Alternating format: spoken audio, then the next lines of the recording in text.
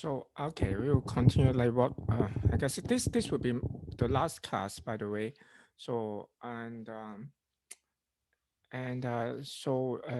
please check Canvas for all this due date for assignments like general final report and the homework due this week, I guess. And and there's still some of you didn't submit all the assignment, like early assignments. Please know that like there's a final day that you must submit everything. Because we have to submit the score like by I forgot like December, I forgot what.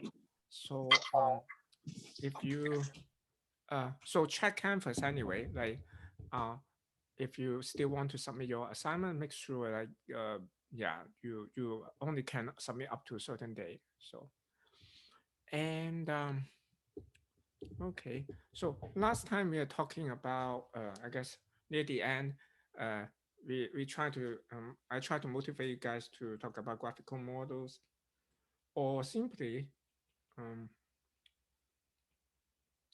there are many of them basically. I there will be directed and directed acyclic graph, acyclic. So this is also along a Bayesian network.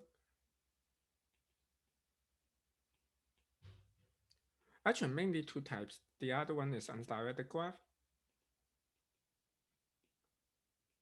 and you can have a different representation um, as a factor graph also. Actually, factor graph is more general though.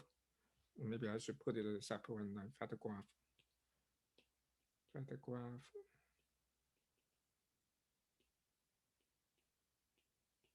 So of course, like we only have like one class left. Like we're not going to be in depth with like explain everything, but I try to cover like some interesting um, components of them.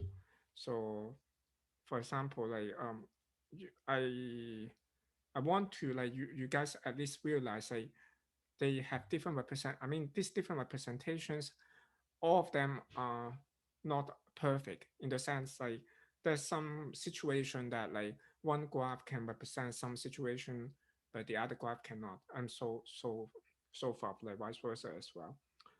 And also like my plan is like hopefully I will have enough time for all this. So I hope to kind of like briefly mention a belief propagation, like so a way to solve like influence. This is like the goal is like solving influence problem. So influence in the sense that you have a number of like variables like described by the networks. So I have a network somehow like, for example, this is a network here of variables. Like each of these nodes corresponds to some variables. I'll explain like what these arrows mean like later on. So this is a special case of a Bayesian network. It's a Bayesian network. And then like maybe you have some observations of like some of these variables. Now you want to figure out like what's the probability of like this variable, random variable to have a particular outcome. So this is an influence problem and can be solved using belief propagation. And interestingly, and maybe I will really briefly mention that it's like, for example, like cases for common filter, Trey talked about like in his presentation, you can really represent that as a graphical model, and you can kind of like deduce the same common filter using like belief propagation. Um, but there will be lots of kind of like kind of derivation there. I will just give a big picture basically. We won't have enough time for that. The other things I like to briefly mention is like some probabilistic programming package. So probabilistic. I cannot write well.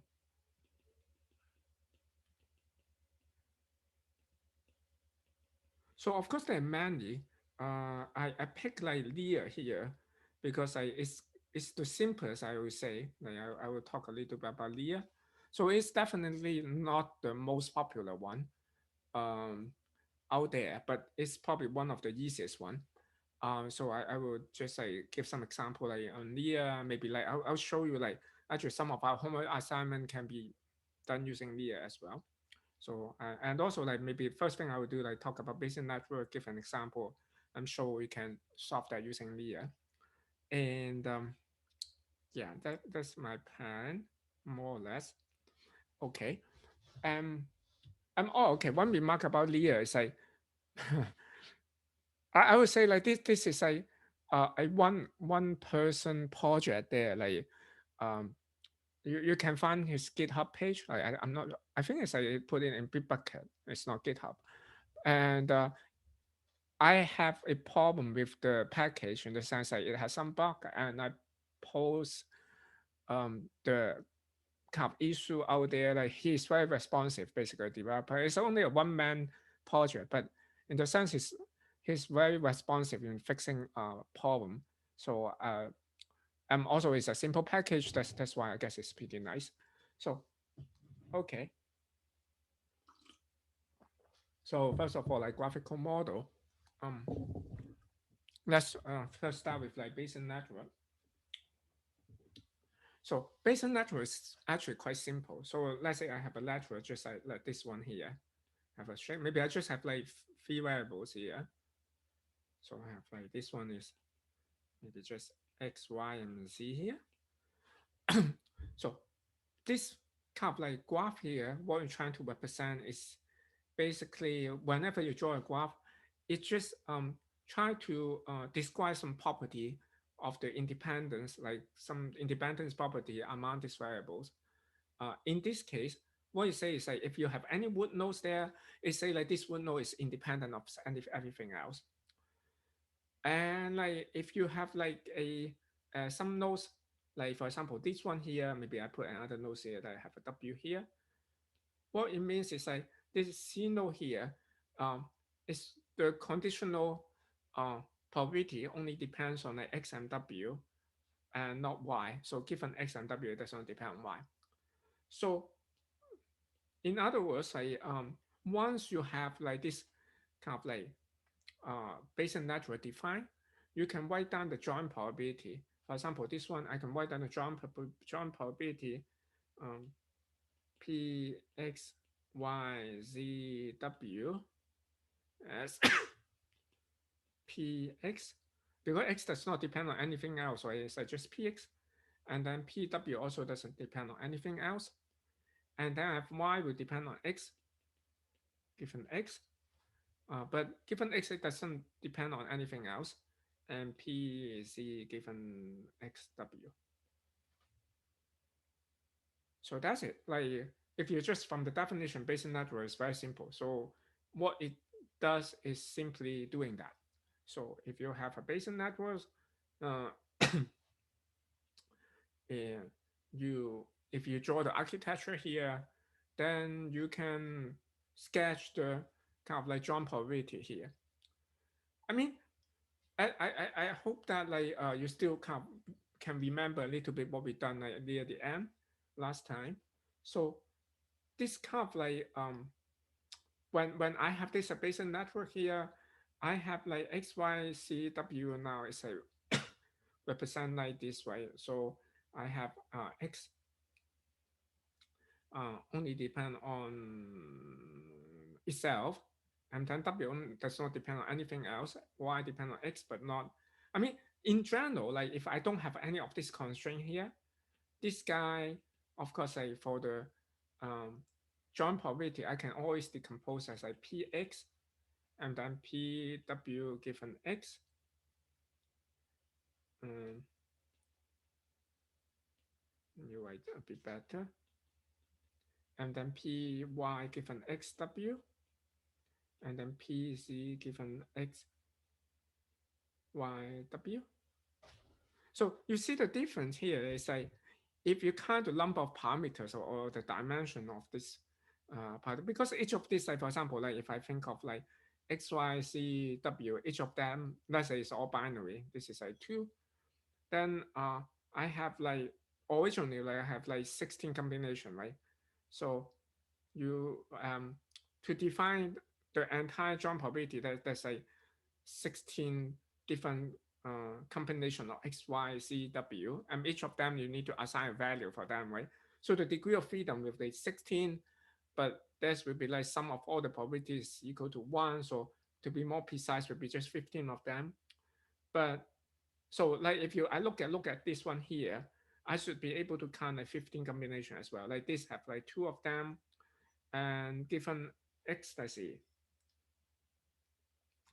um, w and x, I have for each of these x and w, I have y2.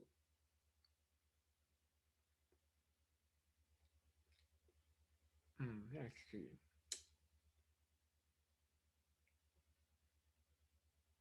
Y given xw, y given xwc.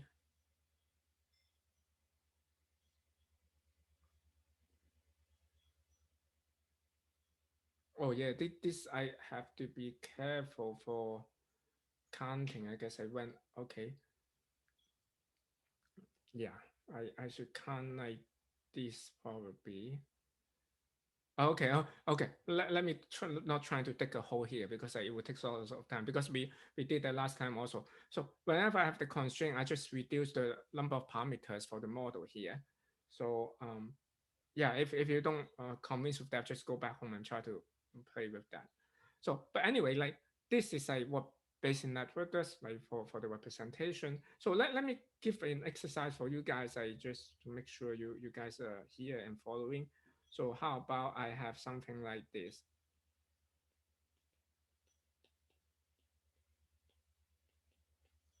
So can you write down the joint probability for this one?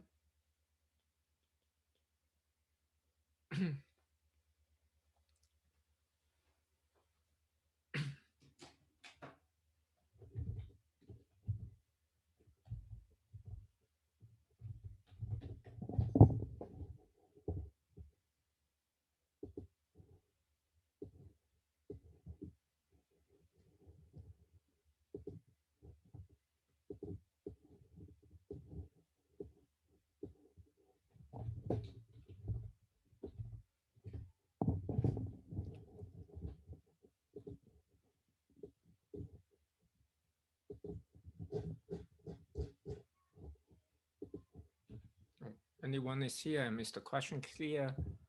So a question here, how can voice say, yeah, okay.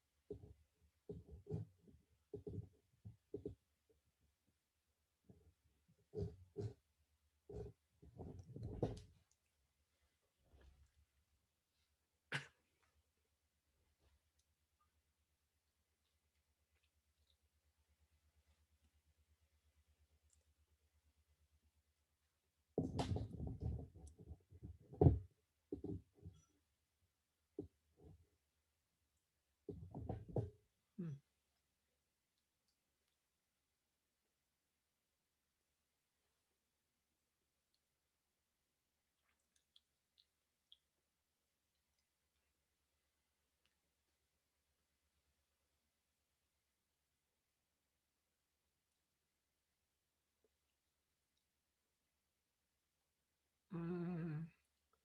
Mm, you can simplify further. Yeah.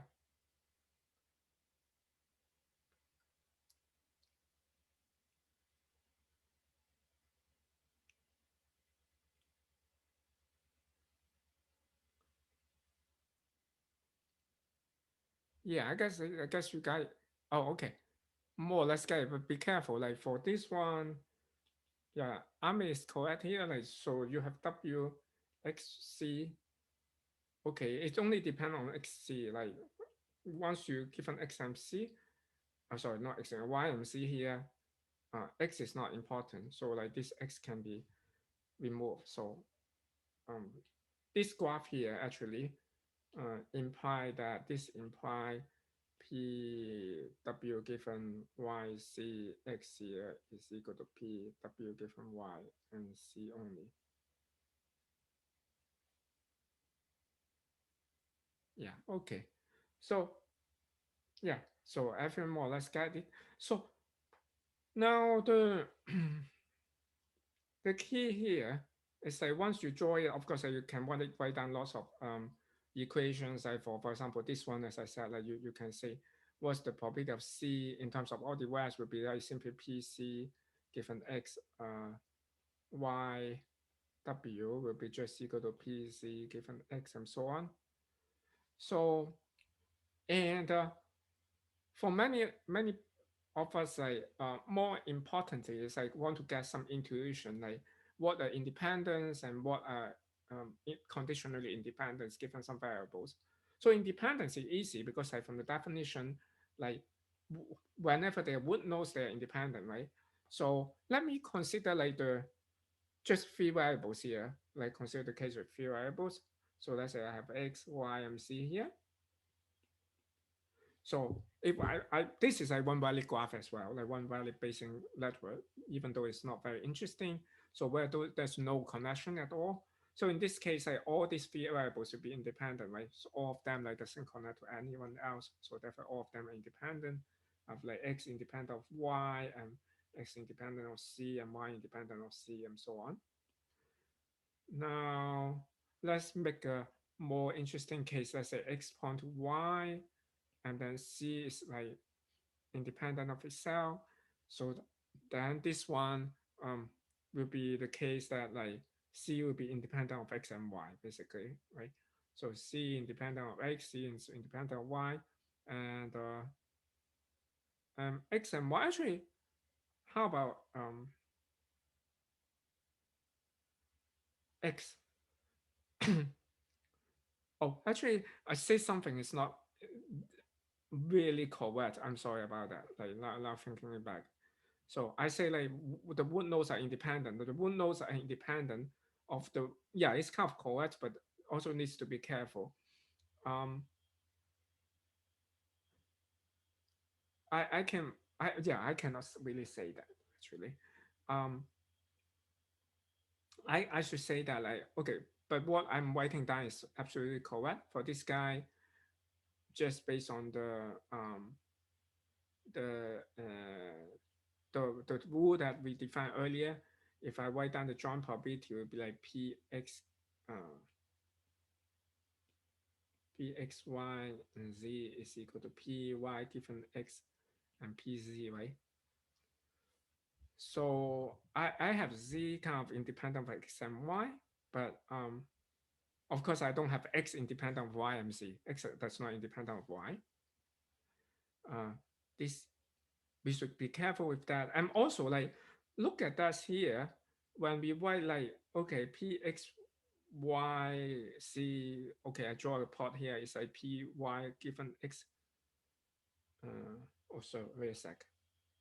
I should write like this. This should be equal to px py given x pz, right?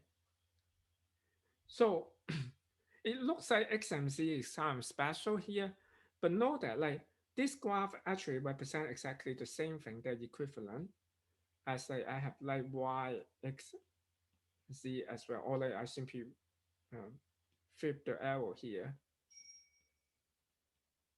flip the direction of the arrow here, because I in this case I p x y z is equal to p y px given y pc.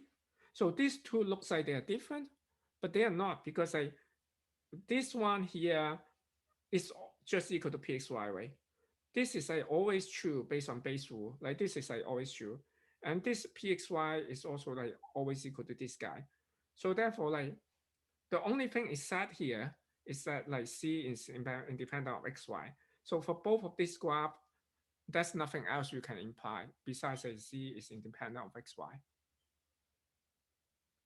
So that's I guess it's like one observation you can make immediately is like you can have Bayesian networks. They they are different, but essentially they are the underlying kind of like properties they are trying to describe is the same. So um, let's see. Let's go for a more interesting case. Like let's say if I have like more arrows here, x and y and z here, x, y, z here, then what's that? This is like px, py given x, and pz given x, right?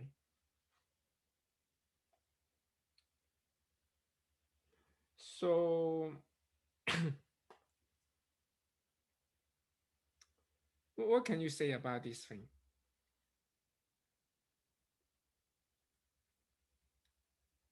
If you have something like that, like px, y, z,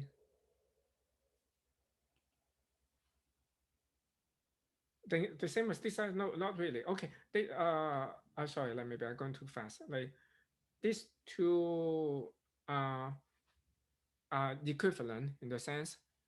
Uh, but now we go for another example now. So earlier we only have like two, one arrows here, like for each of the graph here. Now I have two arrows, like both arrow coming from x here. So I have like x pointing to y and z pointing to y. Then I know that the joint probability px, y, z, therefore will be just px, py given x, and pc given x. My question is like, um, what can you say about this? I would say that there's some conditional independence. Right? Is that sorry, independence? So what is that? Like what is that conditional what conditional independence? Can you figure that out? Like only have three variables right here, right? What are conditionally independent with what given what?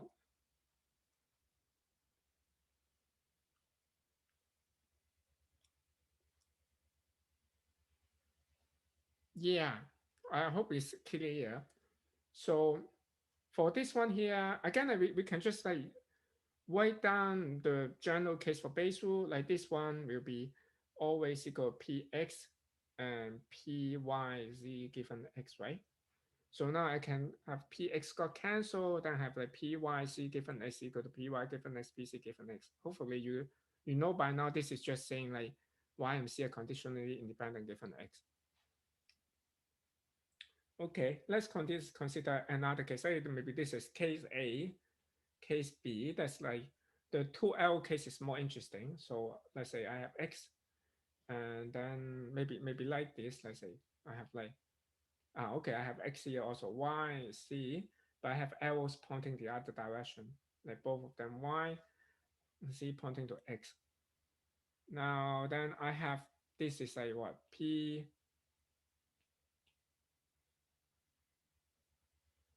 X Y C now is like P Y P C P X given Y C, right?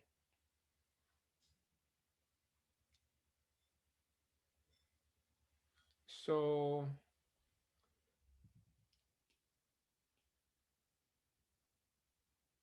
now note that like this is something interesting. Also, um, I know that I have I can claim like Y and C are independent. So because I again like using base rule in general, or like actually I don't even need to use base rule here. So here I have this one here pxyz is equal to this guy here. If I try to sum over C on both sides, sum over C here, where is I decided a typo here. Let's see, x y x. Let's see, y p c p x given y c. I shouldn't sum over C. Let's see, sum over x on both sides.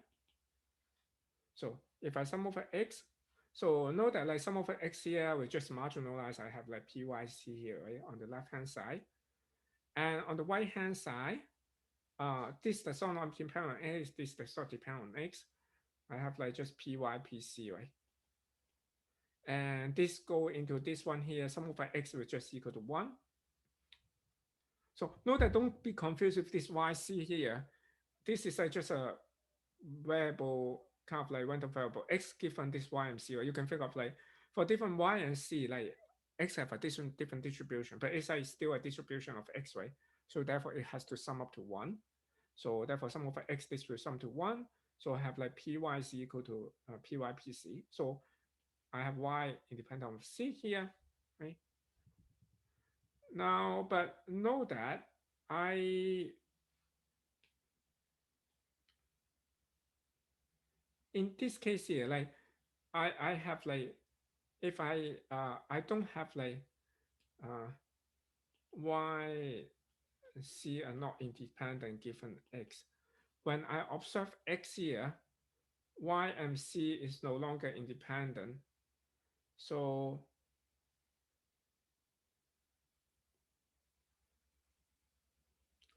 observing x is something like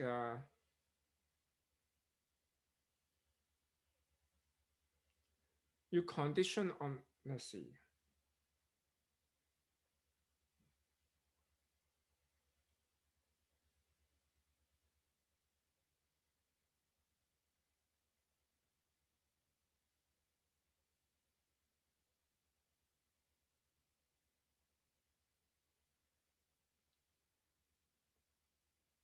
If I have this one, what does it mean? I should have something like this. So I should have like p y c given x is equal to p y given x p c given x, right? Now let's see on the how can I get p y c given x? I can dy px on the both side, right? So then on that left hand side, we'll have like p y c given x here.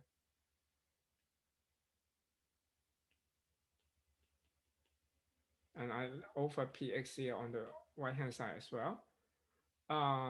Okay, you will see there's no way I can figure out like how this one will be ended up equal to py given x and pc given x. So in general, like this is not true. So this is like you draw a kind of like this go back to like some of this our earlier example that something can be independent but not conditionally independent, and this is exactly one example. So you join this, like this is independent, but observing x is no longer independent. And yes, but we cannot imply it's true or not. That means that it's not, in general, it's not true. Um,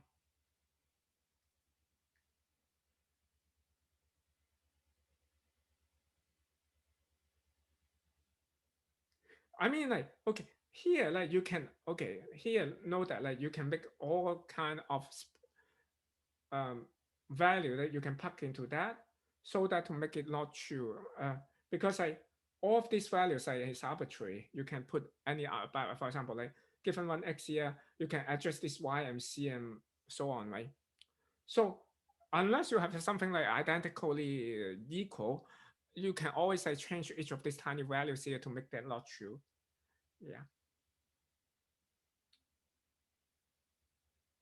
Yeah. So okay, I will leave you to go back home to think about that. Like because today is a little bit tight. As the last class, I just want to kind of at least give something like more or less have a wrap up of everything. So but yeah, if you pay with the number, I think it will make lots of sense to you. Like just like put in some numbers and pay it around.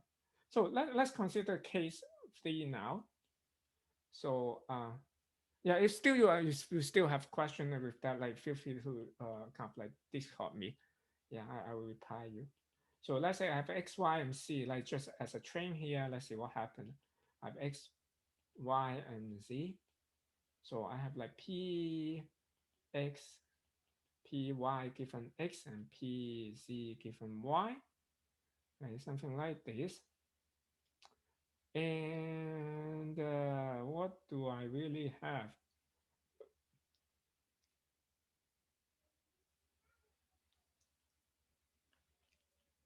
Know that if I sum over x, what do I get?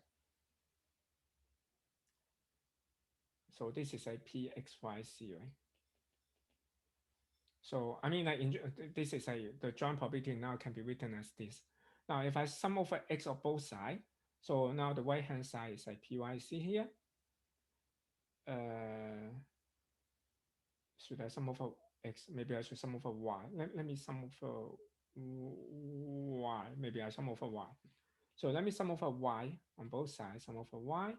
So sum over y, I have pxc on the left right hand side. And on the left hand side, sum over y. Do I have anything on?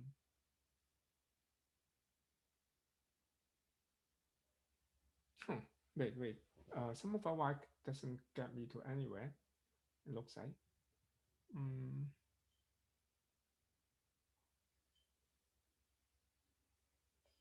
Oh, I don't want to sum over y, I guess. Let's see.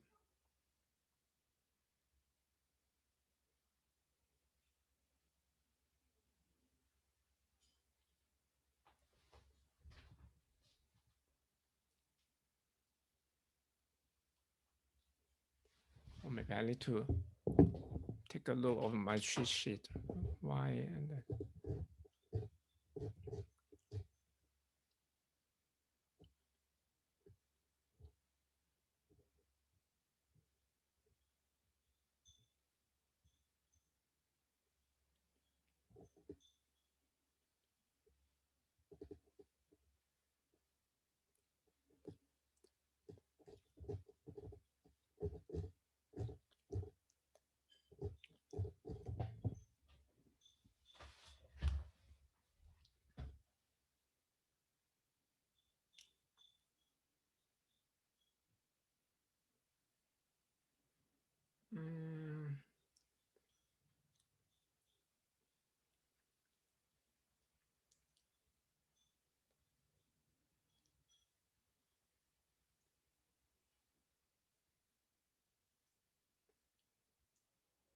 oh, okay. Yeah, now I see it. Yeah, I recover. Okay. Now I have this way, but actually, yeah, actually, this is like the same. Like this one, like you have px py given x here. It's like just pyxy, pxy. So by base rule, pxy pyx. And of course, I can fill with the other side and py into py x given y, right? So it means that when I have arrow like this, it's the same like whether I have arrow in this direction and arrow in the opposite direction will be the same. So if I flip this direction like to here, then I will get back like this case A, right? So if I have an X in the middle, probably it's better.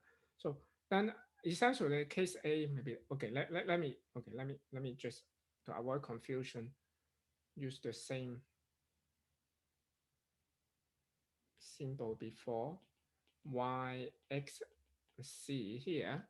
Now I will have like p x y z is like p y p x given y p c given x, right? Now, but this one here, P is basically just PXY, then I can fit with just PX, PY given X. So then this will be like identical to this one, right? So therefore, like KC and KC are the same. So therefore, like actually we for this like three variables, like with two arrows, we only really have two cases. One is like this case here that I have one variable, basically two variables are conditionally independent if the other variable, or like two of them are independent. Yeah. So and so you can easily figure out in kind of like as I mentioned at the beginning, trying to figure out things to be independent is easier. So because if you look at the wood nodes is more or less independent with if other wood nodes uh, or like if nodes that like they are not connected. For example, like I will have, for example, if I have this one here, let's say I have now x, y, z, w, let's say u here. So I will have like the root nodes are independent from one another.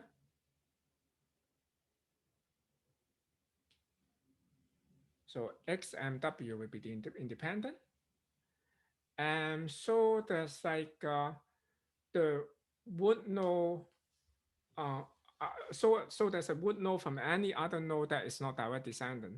For example, like X will be independent of U, right? So it seems like quite reasonable. Like there's no path like you can go to U here. So therefore, like um, this will be independent of X here. Um, so, but for conditionally independent side, it's a little bit more kind of like complicated. Like they are like fancy rules for that. Like they call this like D-separation like in the literature or like some textbook. Uh, but I would say like rather than trying to remember the rules, I think it's easier trying to just understand the simplest case there. Then you can be more or less figure out like what is independent, like what is conditionally independent. So first of all, like if you have basically uh, you have like for parents of two nodes, like here, for example, you see like in the condition, maybe I go back to this example here. If I have example like this, I will have conditionally independent if a parent is observed, then the children will be conditionally independent. I mean, like X, maybe I use a different color, then you can see that, right? If if X is observed, then Y and Z will be conditionally independent. And also, like if you are in a train here, like in a, yeah, in a just a path here, if you cut a one connect to another and then connect another and so on, if you have one in the middle is like observe or like taking out, then like the rest will be independent. Like the rest on the two end will be independent. So for example, like if I have a chain like X, Y, and then Z, W. If I observe Y here, now X and W will be independent. So you can kind of figure out like some very reasonable variation. For example, if I have C connected to U, U connect to W, and that's in W again. Like, okay, I cannot go. Oh, it's just to U here. Of course, these have a path as well. Like this may not be a very good example. So this X and U will be independent as long as you observe Y here. So you can think of like whenever you have a chain here, you observe a variable in the middle. It's just like you chop off, like you break the chain, and then like so therefore like the variable like before that node and after the node will be independent. And the other case is like as I mentioned here, it's just if you have a parent and it have like the descendant here like Y, Z, W,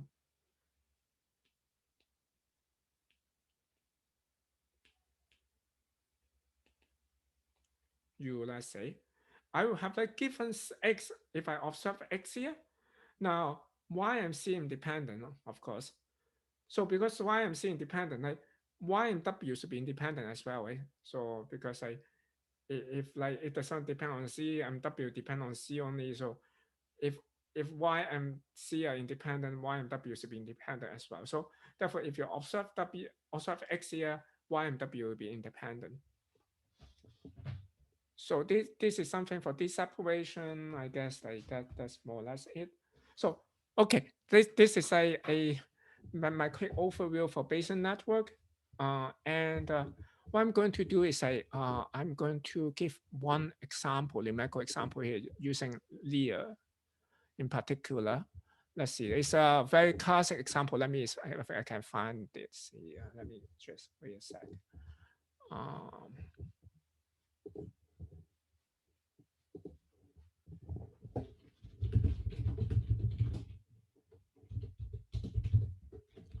yeah, I opened too many things here.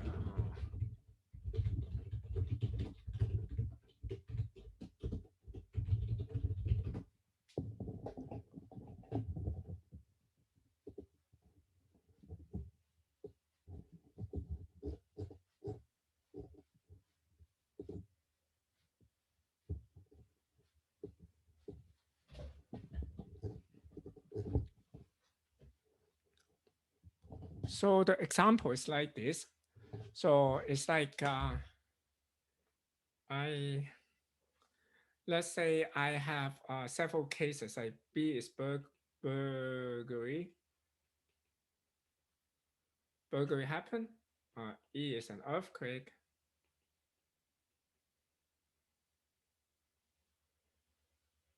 Earthquake, one spelling. And I have A is an alarm. Alarm at home is just rang. Um, and then there's a call, a John call. So, and then M is Mary call. Let's say these are the labels. Like they will call, like maybe you have the alarm rang, and they just uh, have some probability they will call you. So let's say I have like this kind of like a Bayesian network like this. So I have like burglary and earthquake will lead to alarm rang. So I have like alarm rang. And then like when alarm rang, I will have John call and Mary call. And so based on that, like you can kind of like imply lots of things. Like for example, like if alarm call and like Mary call, then what's the probability that you have earthquake and so on and so forth. So let's give some like precise number here. Let's say the probability of earthquake is equal to 0.002, let's say. And probability of, I don't know, maybe this is California, it's just a lots of earthquake. So probability of burglary is a 0.01. I don't know, like you say, getting earthquake is more likely than burglary. And then there's an alarm rate, like there's a probability, let's say, it will depend on like kind of like earthquake and burglary. So so I have earthquake and burglary. So so I if if both of them are this, let's put like true and false here. True, false, true, false, true here. So if both of them are not happening, then the probability that going to have alarm ring, this is a, okay, I'm showing here is a probability of A given like E and B equal to true or false and equal to true or false. So this is alarm ring here. So let's say if both of them are false here, then there's a probability of like 0.29 that the alarm rang. Oh wait, this should be too high. 0.01, 0.001, the alarm rang. Maybe it's just like because of something else, like I have maybe a mouse or something like just set off the alarm. And then if like there's an earthquake, but not burglary, then the probability may be 0.29. So basically, your alarm is trying to detect whether there's some thief coming in, not because of whether there's an earthquake. So therefore, this probability is smaller. Then let's say the probability, then the case when does actually have a burglary but not earthquake, let's say it's like 0.94, let's say. And let's say if like you have both burglary and earthquake, you have even higher probability, maybe 0.95. That's the probability of like getting an alarm when given like all these situations here. And then and John call, let's say John call, let's say it will have John have two probability here. John call, I can have alarm when is false and true here. Okay, maybe this is John, this is Mary. Let's just say this is call here, call. So if um if alarm when alarm does not when, John will call with a probability of 0.05. And if alarm when, then he will call it with a probability 0.9. And then for Mary, like if she's less lossy, I guess like when there's no alarm when, the probability is 0.01, and then like the other one is 0.7, let's say. So okay, like this is like the setup of the problem. So now you can, okay, maybe I can even give you a try, but that's maybe painful to try to solve that. So let's say what's the probability of, you can try something simple, like let's say um, probability of earthquake given alarm is equal to true. It's alarm one.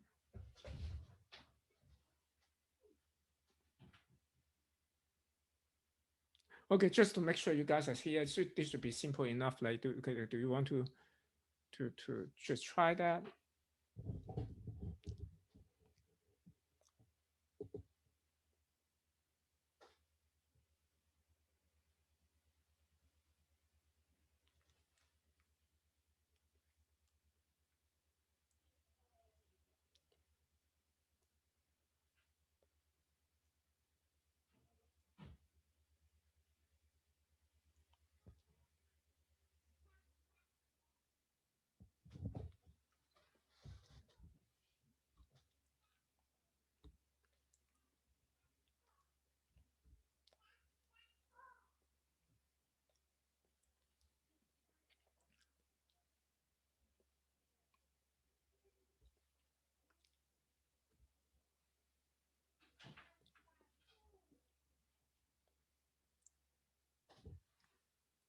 So you guys are still here?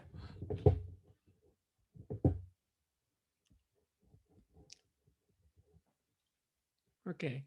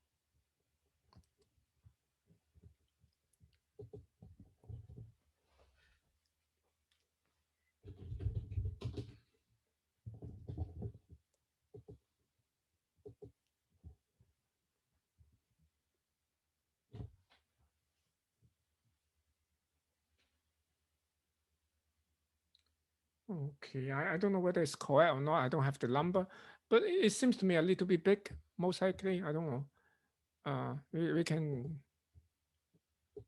check with the others. Let's see.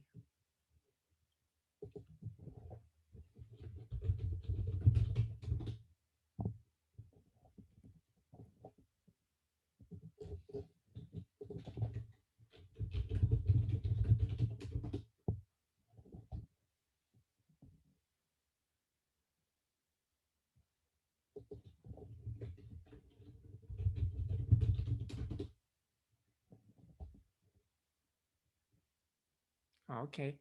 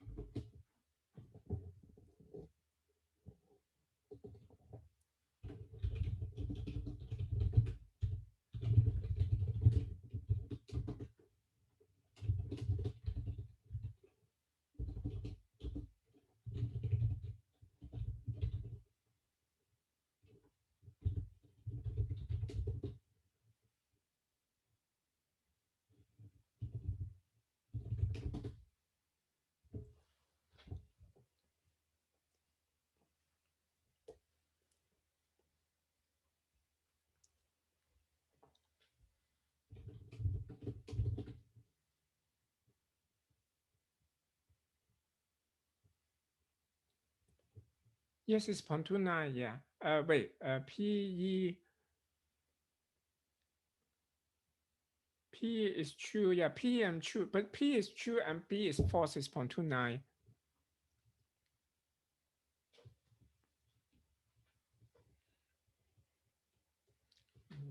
Wait a little bit better.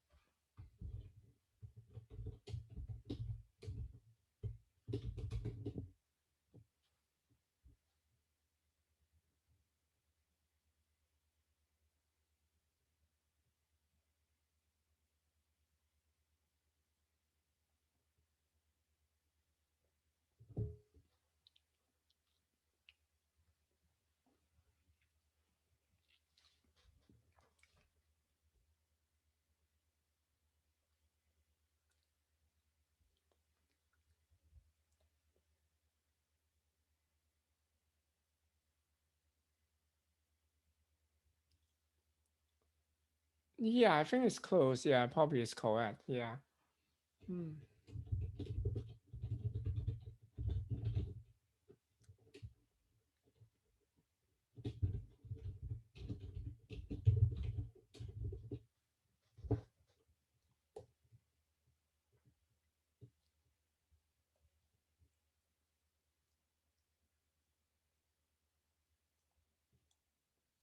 Yeah.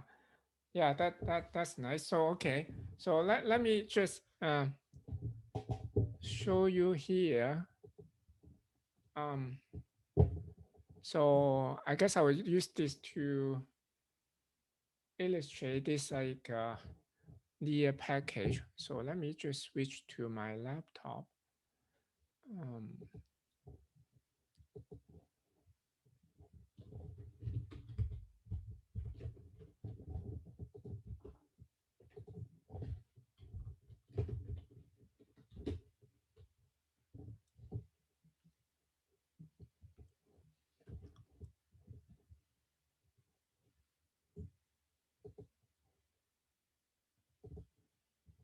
yeah, the bad thing is I need to calculate or everything on the whiteboard will be gone once I do that, but it's okay. So now let me move this away.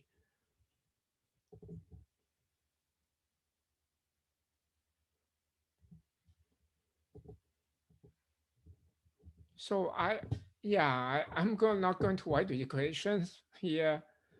Um yeah, but okay. So for that one, of course I usually supposed to find like PE and E like stand for earthquake, like PE and alarm ring first, and then like over like PPA, right? So as I given the alarm ring was the earthquake, like so it will be basically summing up all this probability, like and finding basically joint probability of everything, and you know like what is PEA, PEB, and A, and yeah, basically PEB and B and A. This one you can find that, right? Because this is like PE times PB that's given, and then like PA given EB, right? And for that, like you can marginalize the burger, then you get like PEA, and then so on and so forth. So, okay, my point here is I use this like both as a example for Bayesian network, but also like illustration of the Lear package. So here I'm using Colab here. As you can see, like you can use just Jupyter Notebook like yourself, or Colab is easy if you are not familiar with like Jupyter Notebooks. Like because Colab, you just go to like Google and then you Colab, and then like if you have a Google account, you basically can use Colab. And here I will just import Leah. It will give you a error message because I don't have the package here yet. So, but I will just show you the error message anyway. So you should PFP install that. Uh, okay, make sure that you have this exclamation mark here, because like this is just an escape symbol, like basically running the as a system command instead of like a Python command. So if I have this one, it's just trying to install Leah. Uh,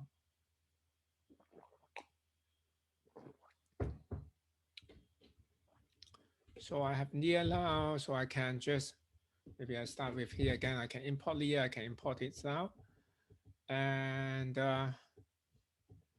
I can, let's say, let me define maybe burglary as B. B is like Leah. So I can use this event function. It's just the define a Bernoulli distribution. So if I event 0.001 here, that's basically just saying that like this B here have like 0.999 probability to be false, and then 0.001 as true. And similar, I can define earthquake like B as like Leah event 0.002. And then I can define joint probability for the alarm here. Alarm, I will use this joint probability um, function in here. This will kind of like uh, define the joint probability with the variables I defined earlier. Like let's say I have like burglary and earthquake here. The burglary and earthquake can take a true and false value. Right? It's just a binary random variable here. And I'll switch that. So this one will be just saying that like I will be kind of like for each of the situation or define a probability distribution for that. So I will have like for true and true, in essentially for case one maybe true and true, I will have certain probability, and then like maybe let me maybe write down everything per se. Maybe when B is true, burger is true, and is false, then I will have another probability distribution, and then I have false and true, and I will have another one, and then I finally have false and false. Yeah. So what I can do is here I will use the Lear event uh, kind of like function again. So when it's true and true, the probability that A is true will be what we say. Like, okay, that's the bad thing. We erase the um so just trust me the number here. So and we say that when it's like both true, then like the probability to have alarm when is like 0.95 here. And then when it's a burglary, well, there's a burglary, but there's no earthquake, then the probability is 0.94. And then like if I have burglary, but sorry, have earthquake but not burglary, it would be 0.29. So and then if I have both of them is false, then it is probability the alarm is 0.001. So I have this defined my A. So you can see A is essentially, okay, this already give the joint, the marginal probability here. The probability of A, um, I mean, marginalize everything now. The alarm when the overall probability, the marginalized probability is 0.997. And, and Oh, sorry, like when it doesn't run, it's like 0.997. When it runs, it's 0.003 approximately. And I can just pass A here to show both, I mean, both the entire distribution. So because it's only have two values, true or false, you just see two values here. So if you have like a kind of like 100 different outcomes, then like it may be like kind of lengthy. So Lear has another kind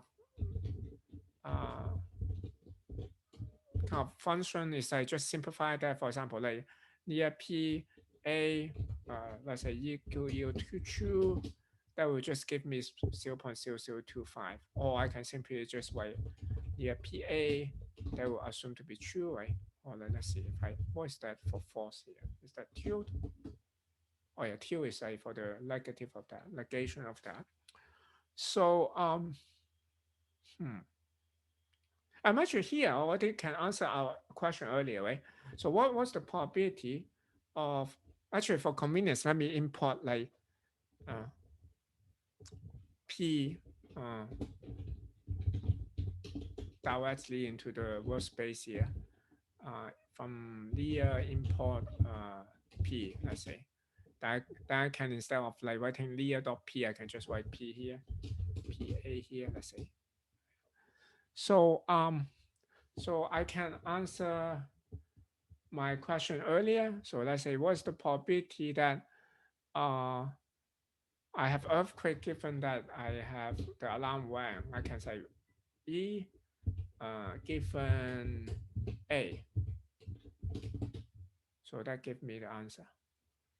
So I know I seems like I'm cheating you guys. The last class talk about this, uh, but yeah. At the same time, I guess um it's important that you understand the logic behind that before like just like going to the shortcut way, like because as I mentioned, like this is not perfect. Like this year, I don't know version 3 point something, but I found there's a bug like for computing entropy. Let's say, oh, by the way, that's really nice as you can compute the entropy directly. There's an entropy. I think there's an entropy. Entropy. You just give me the entropy for that A here. So um I mean, I find there are bug on computing the entropy and conditional entropy and so on. So, and as I mentioned earlier, like I emailed to, I mean, I posted an issue like in Bitbucket, and the the creator like quickly addressed that. So, but like you need to be aware like when the answer is not correct. So that's why like this is very convenient, but at the same time like it's good to know like what's going on behind that before like just blindly using these kind of tools. So I can continue like this one. I only have what just have like E, B, and A defined. I can put in John and Mary also. Like John call is like I can do an alarm switch here. So in this case, like based on like the outcome of alarm, John have like different distribution. So I can have something like if, so I need the dictionary for that. If like the alarm result is true, then John will have a uh, John call with a probability 0.9. Otherwise, like if it's false, then John will call with probability 0.05. Oh, wait a sec. Made a mistake somewhere. Oh, sorry, not alarm. I used A here in the variable earlier. A. And then I can also say Mary call with alarm switch. I have like true when if like alarm ring, then like Mary will call with probability 0.7. Otherwise, core with a probability of like 0.01. Um, so now you can ask all kind of like interesting questions here. For example, like what if like Mary call but John does not call? What's the probability there's an earthquake? If there's no burger for let's say like probability of like uh there's a burger given uh Mary call but John does not call, and let's say there's no earthquake, earthquake, let's say um I have this number here, and let's try a similar value, similar question, but let's say like what's probability when there's no earthquake. So hmm yeah, okay, it makes sense, right? When there's no earthquake, like the probability is like quite a bit higher. Of course, it's still small, but you have like um kind of almost 3 times more likely, because like this is some kind of like long as explained away. So if that's like an earthquake, there's a higher chance that it's like she called because of the earthquake. It's not because of the burglary. So I can also try like let's say both of them call, then maybe it's much more likely. So I have like 0.0. Okay, still not very high actually. If both call but not, yeah, but no earthquake now is very high. Like this is exactly that explain away. So if you, I may even try like even just like look at not call like but just the alarm rang. So if I alarm rang, like you see like that property is very much similar to earlier.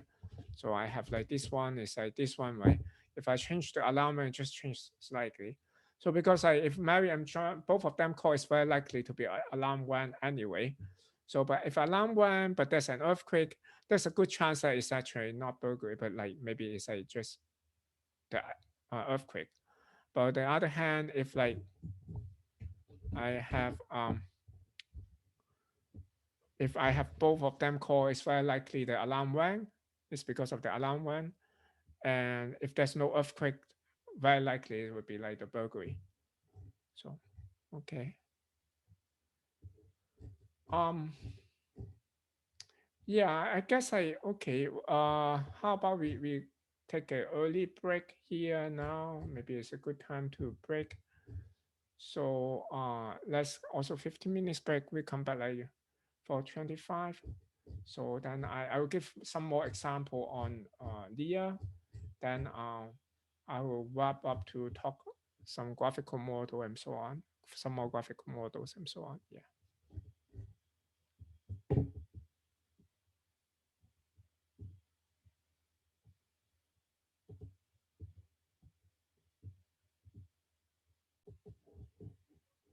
Okay. Let's see. My mic is on, right? Okay. Let's continue.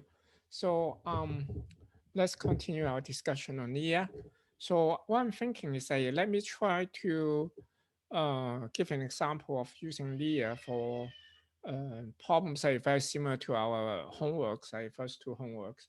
So let's say I just say here also think of like an island. I just change the number basically. Let's say there's like sunny weathers and rainy weathers. When sunny weather, like the temperature is like um like okay, maybe I just write it here like sunny, then I will have temperature from like 25 to 35, that is maybe 25 to 34, and like all of them are uniform, like with probability like 0.1 and so on. And just make it simple, like for rainy, I have similar situation. Like it's rainy, the temperature maybe is like from 18 to 18 to 27, let's say.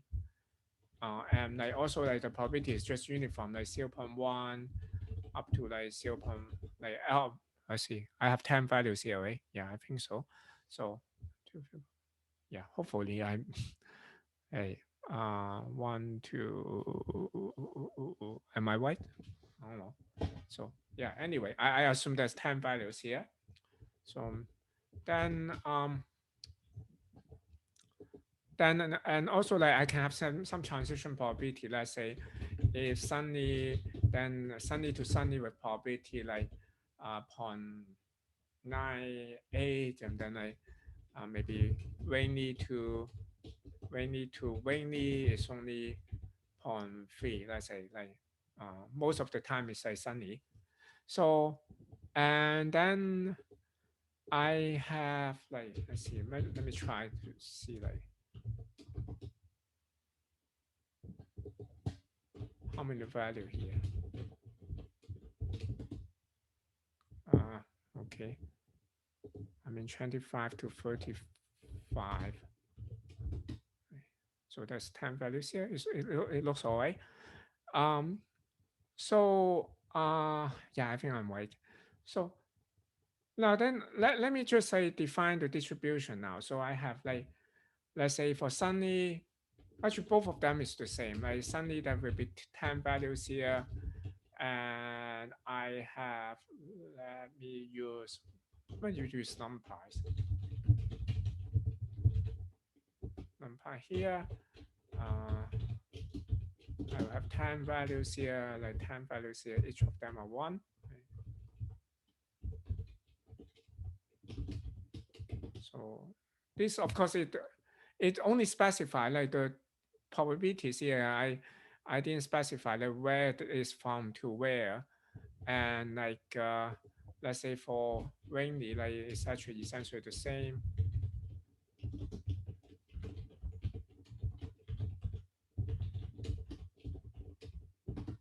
10 values like from 25 to now rainy would be like 18 to 27. Let's say.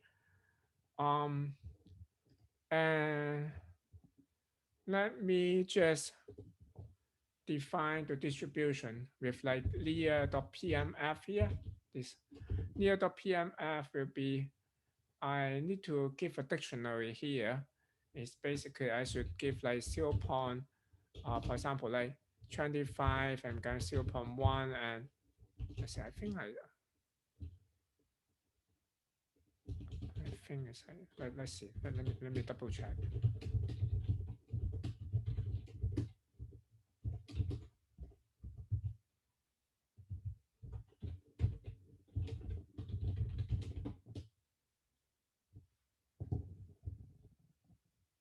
Oh, sorry, right. Yeah, this is what I want. So basically, I want to have 25, 0.1, 26, 0.1, 27, 0.1, so on up to 30, 50. I think it's 34. Let's see. Oh, okay. I have 35. So I have 34. So there's 10 values of them. So of course I can type all this. Like it's easier for me to just write a dictionary, like, and then zip, and then I can put all this value here. So this will be my kind of like probability here. So meaning, let me just use a linear.pmf on this thing here. I will call this a distribution sunny here. So now you can see distribution sunny. It's like this, right? 25, 0.1, 26, 0.1, and so on.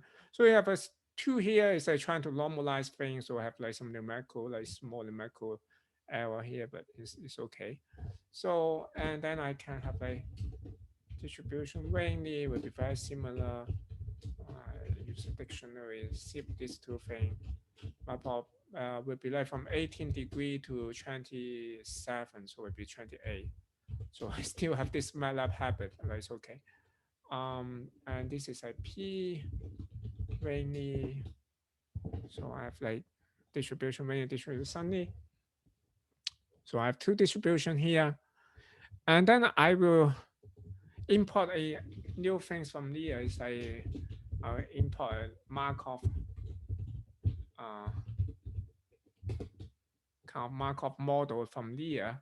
The Markov model is quite simple. Uh, it's basically just like defining Markov things like based on the transition probability. So I guess it would be obvious when I type it. So I can define a weather thing is uh, based on the transition probability. Uh, the train is defined by matrix, transition probability matrix. So if I'm sunny and rainy, let's see, sunny and rainy, given sunny and rainy,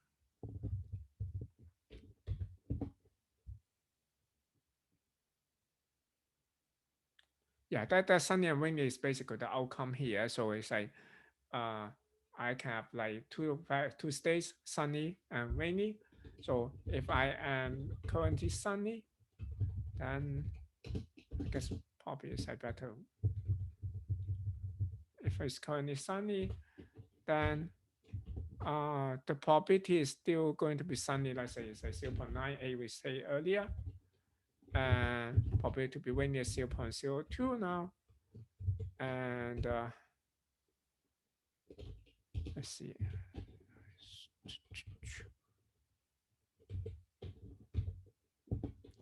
And if it's rainy, then probability of rainy, probability of sunny will be 0.7, and probably one is 0.3 here. So, okay, this define this weather thing.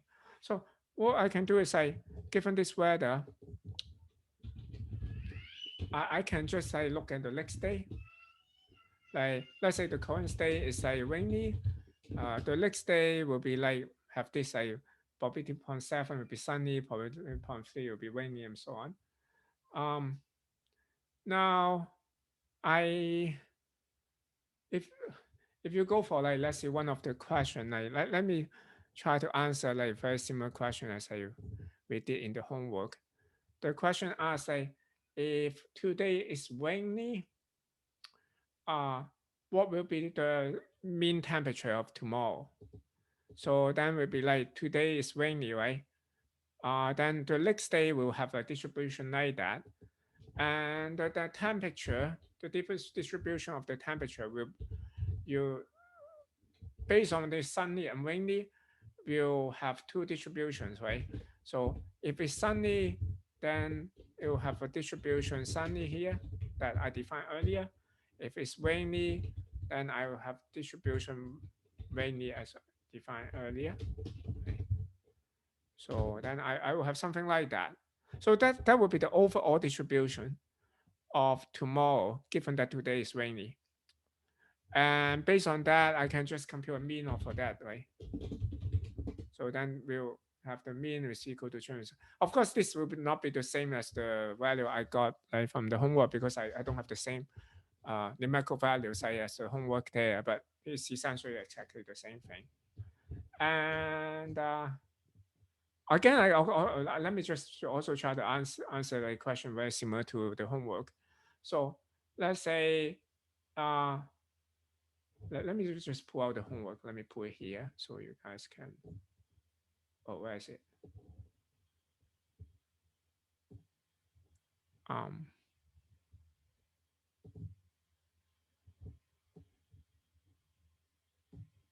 okay, yeah, this is very annoying. I need to move this away. Is better. Okay, that's the Zoom thing here.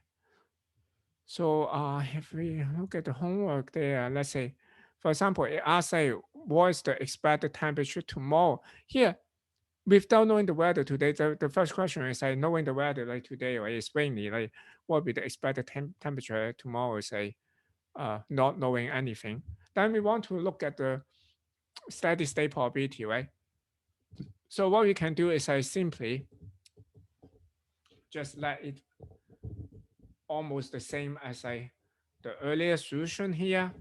But what we need to change is simply the next day that has a kind of a parameter you can plug in, an argument you can plug in and say, here, if you without that default argument, it will be just next day for the immediate next day. So, but I can put an argument 1,000, let's say. So it'll be today is rainy, 1,000 days afterward, what will be the probability of that day? Probably the distribution of that day.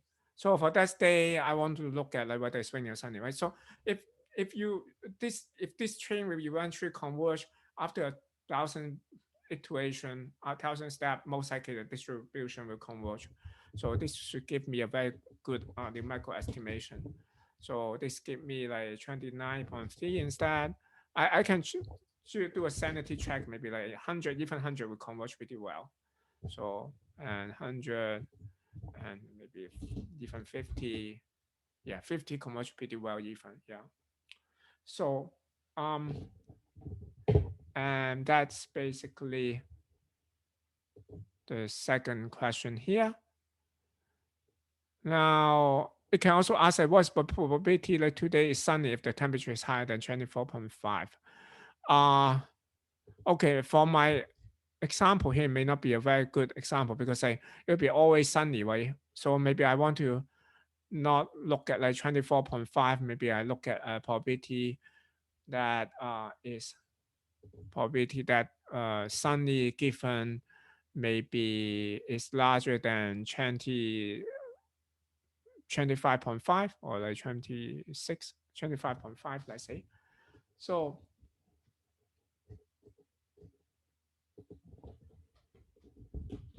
probability of sunny given temperature bigger 25.5, let's say. Um, then I can first let me converge to a steady state because I don't have any other information. It's better to look at the steady state there. So I can maybe I define a steady state is where the next day sunny or windy doesn't matter. Like sunny after 500 will be steady. Should be. So I have a steady state, and then for the steady state, I'll switch for this steady state like temperature. Let's say it's like today I'm on a steady state. Switch again like if sunny and distribution sunny and rainy distribution rainy. So this gives me a temperature distribution here, right? For that the steady state I have a temperature distribution like this. And about the sanity chart, like this is sum up to 1.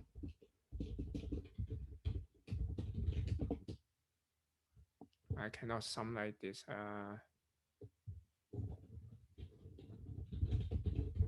Does it have some function here? Anyway, yeah. Okay, yeah. Actually, I can get all the values. Is that? I forgot. Is that value or values?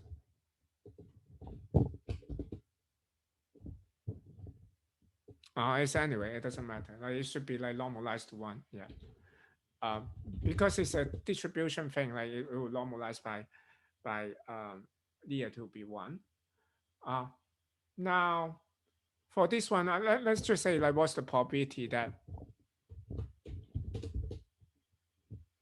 temperature is that like okay, I want to know like what is today's weather given that so steady state, maybe I will say steady state P equal to sunny.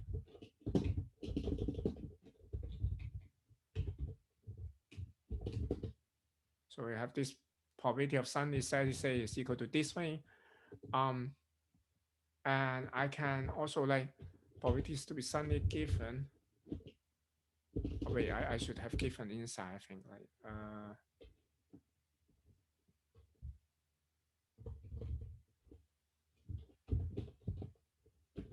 given.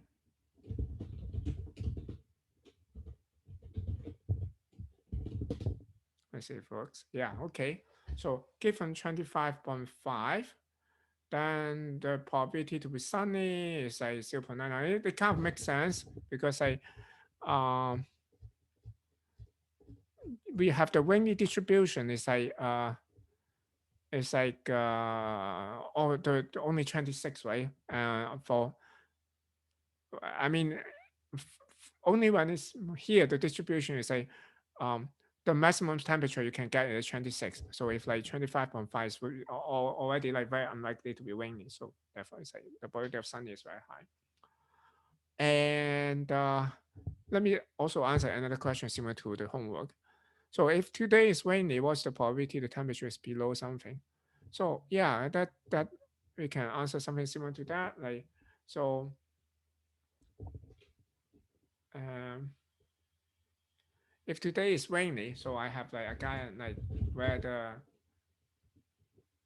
wait, what do you ask again?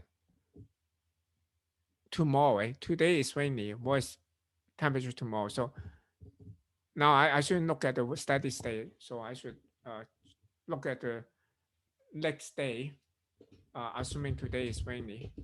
So if today is rainy, that's the tomorrow's day, right? It will be this one. And I want to again I build a distribution of the temperature. I will switch the I do it many times here already. If it's like sunny, have the sunny distribution for the for the temperature. If rainy, I have the rainy distribution for the temperature. And this is the temperature distribution. And what's the probability is larger than something, for example, larger than 25.5, that will be basically the probability will be like 0.69. Something. Okay, yeah, that's some example for to use VIA to solve like something similar to homework one. So we can also like try to see look at like for example here like homework two here also have like a couple related questions here. So here we can also compute the entropy directly. So if I have the here I just want to compute the temperature, the distribution of the temperature. Oh, sorry, the entropy of the temperature, right? So without any information, this one should be considering the steady state.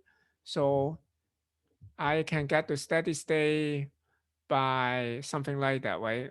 If I think I have this here, the steady state will be like, I can start with any state, then I just iterate many times to get to the steady state here.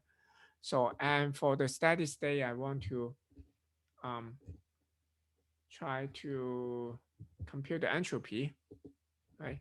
So this is the steady state, sorry, this is the steady state weather. Then to get the steady state temperature, um, I again need to kind of like build a temperature distribution. So I switch to steady state. If sunny is sunny, I may have that earlier actually. Actually, I can use this again. So this again. This is essentially this one, right? Temperature here is for the steady state temperature, and the temperature is this one, right? And I can compute the entropy. Like the first question just asked what's the entropy, right? So the entropy is just like that. So it's like 3.4 something. Um, and let's see. Let's ask similar question here. So if I know the weather, what will be the temperature? So now it's like knowing the state was the temperature. So it's like I want to compute a conditional entropy. That would be like temperature,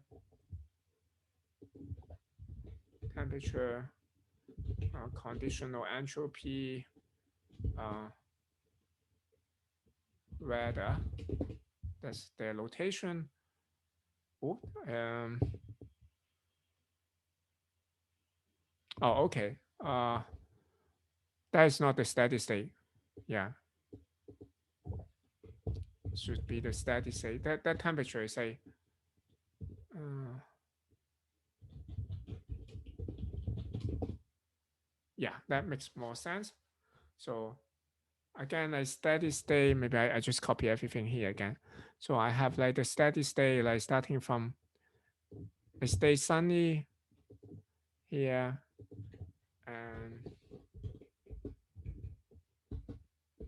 and then I have the steady state. I use the steady state to build the temperature, sunny and wet, and then given the current steady state,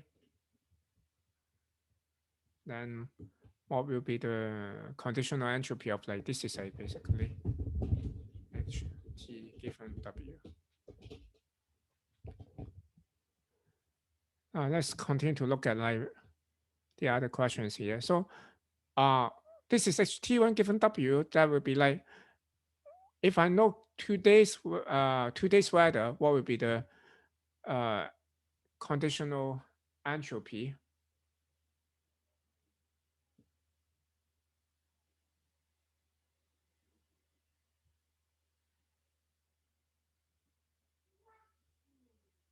Yeah, you can actually, but what you want to do is like you instead of thinking like going for backward, you can like start with 1,000. So okay, the library when you build it, like before one thing is like um I guess there's a caveat here, like using this. For example, when I have this weather, like define this weather, and if I try to just compute the entropy of weather, let's see. Or it doesn't do anything actually. Um, you cannot compute weather of entropy of that weather because like this is building a Markov model. You need to have a distribution for that. So this Markov model is only built as a the transition probability. So you need to start with some state. So like let's say I start with a state like sunny or rainy. So if I went up to a steady state, so if I run for a long time, let's say if I have as I mentioned earlier, if I run for 500 days, then most likely will reach a steady state, right? So then then I compute the entropy, it will make sense, or like it will be in the sense of like what usually people think of, like um what's HW? Because when we say HW, we will expect like what we mean is like what's HW when W is like at the steady state. Um, and here for your question, like also I digress a little bit. For your question, like for example, you want to find the past probability. So what you want to do is like not really exactly going to the past, but you're going to the forward and go back to past. What I mean is like for example, like I can iterate like 490 stay here, then I store like for example like I say uh,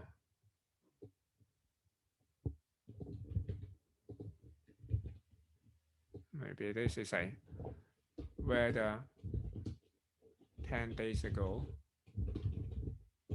as a 490 or maybe 491. I don't know. I don't know how to count. You know, like sometimes it's very difficult. And then whether today,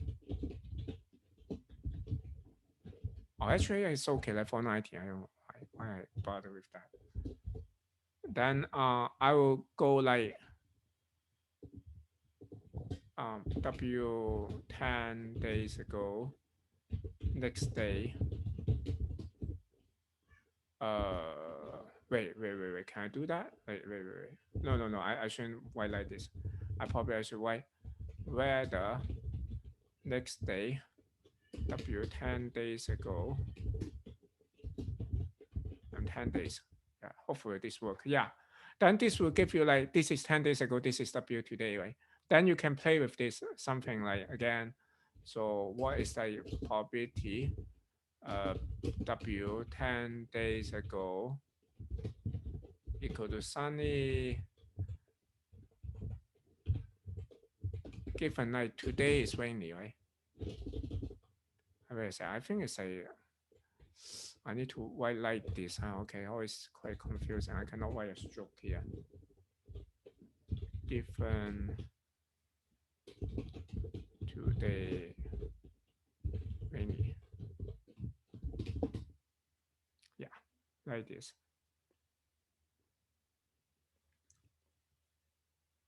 So hopefully answer your question. Yeah. So and then okay, let's look at this again.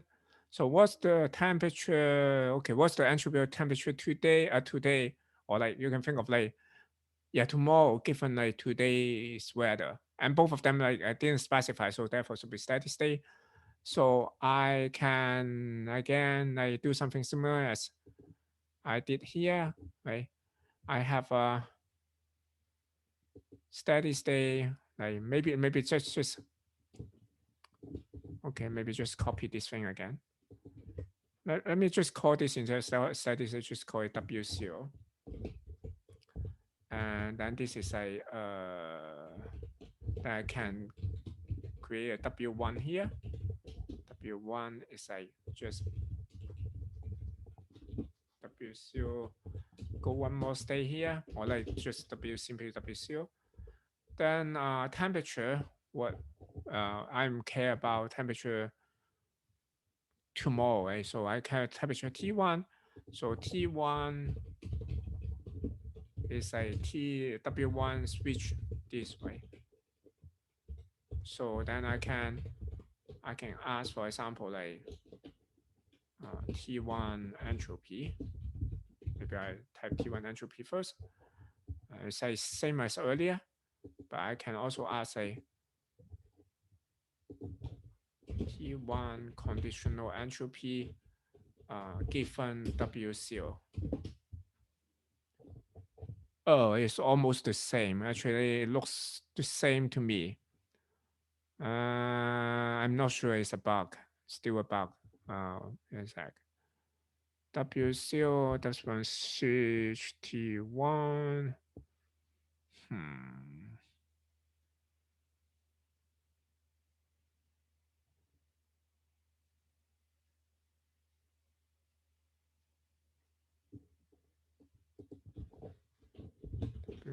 Conditional and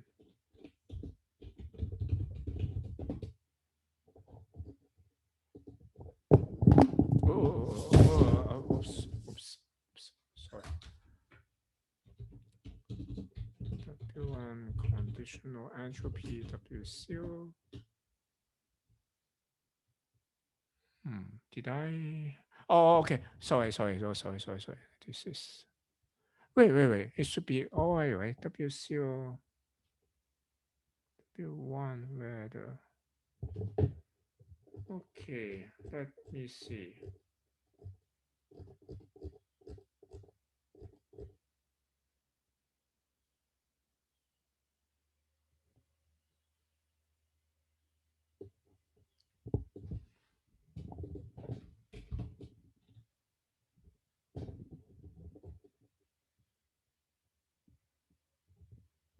Mhm.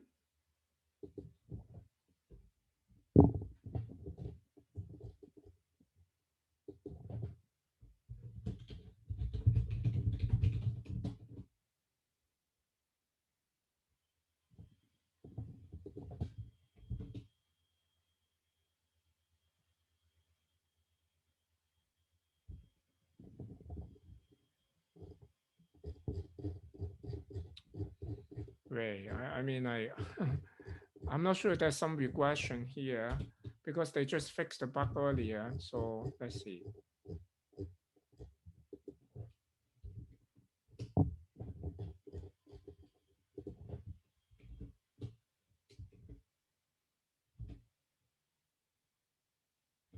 Well, it seems all right now. Let's see. Let me copy this code here. This is a unrelated thing, but let's see if like it's.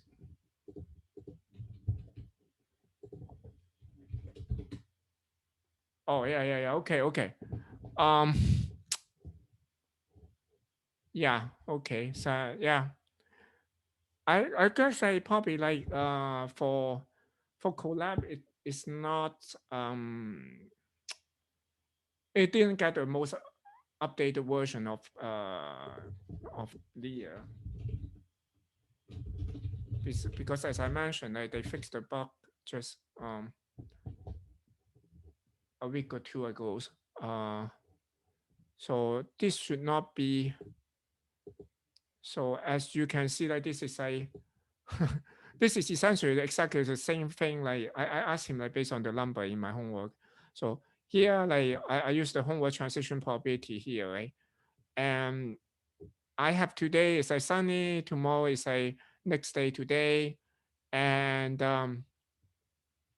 oh yeah, I can have like next day like this. Like so instead of like this one, I can also have like W1 next day, W0 next day, W1.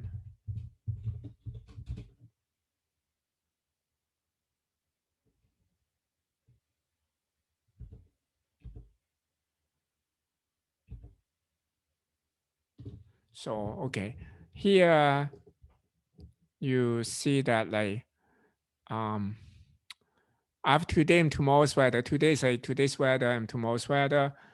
The mutual information they should be correlated, but the result is like almost zero, so it doesn't it's not correct. So but uh actually in my local notebook here this is correct. So if I use this one here, may I say I need to use this as a cheat sheet. I cannot show you this one, I guess. Uh, let me open another tab here. Let's see. Um,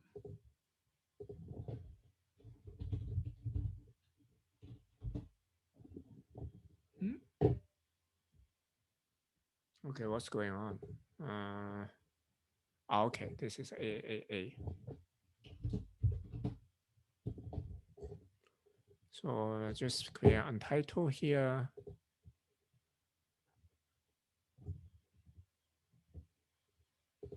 iPhone. So let me copy this thing here again.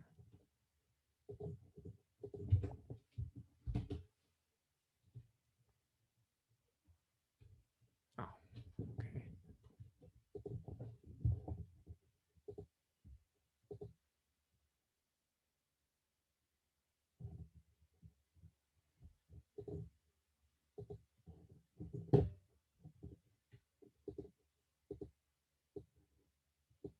Actually, I can skip this thing here. I'll show the result. Yeah. Okay. So this one makes sense. That shouldn't be like there should be some dependency here. Like earlier, you have values is close to zero, but this one is shouldn't be zero. So therefore, as I said, like you be careful using this kind of stuff. Like it's not always like bulletproof. So and let's copy back like what I have earlier. So let's see, I have this one here. I think like this one. Let me copy to here. That's a very okay. Now I can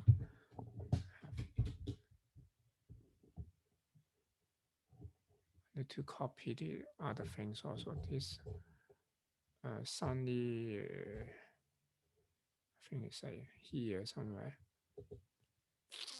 How do I join this thing? Okay, I just copy one by one. This is like count. Annoying, but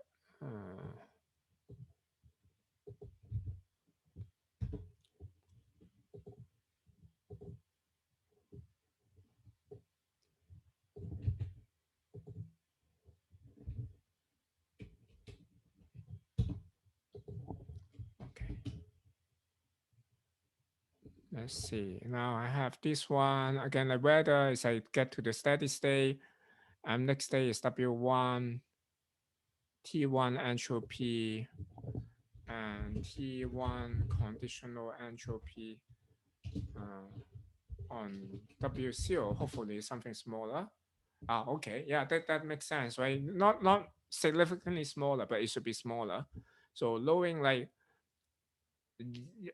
yesterday, or like today weather, like the temperature, like the entropy of the temperature tomorrow should be smaller. And let's see, let's look at also one more. So we can compute the mutual information as well. That's the conditional mutual information. Um, Uh,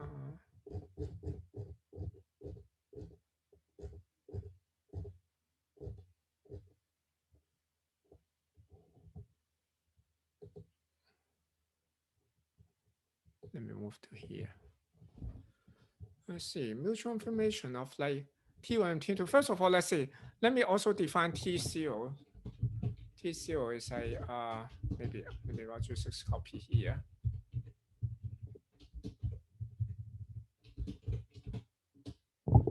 So T1 and T0 should not be independent, right? So I have like let's say the mutual information like T1, T0, what's that? So that should be something. But given I don't know whether it has conditional mutual information to be honest. Um, the that does it have that? I think doesn't have that. So if I want to, therefore, if I don't know, you see, like that's why you still need to even with this kind of tools, uh, it's very handy, but you need to know some information theory to really compute everything you want. So for compute computational mutual information, let's see what we can do. So let's say if I want to compute conditional mutual information of T1 and T0 given W1 or W0, that will be equal to, I mean, like if I want to compute I T1 T0 given W1, let's say, that's what? Let's say H T1 given what? You guys remember?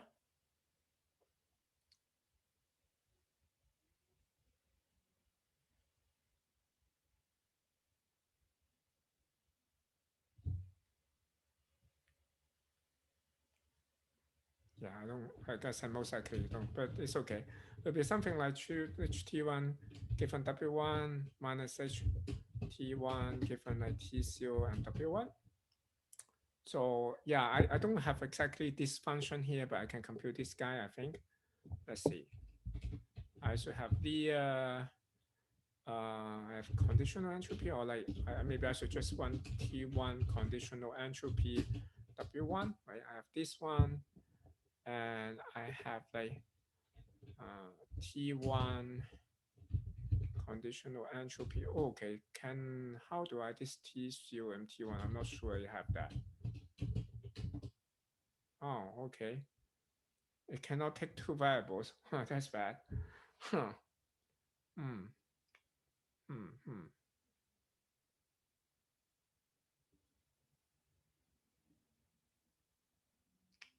Yeah, I need another equation for that. Uh,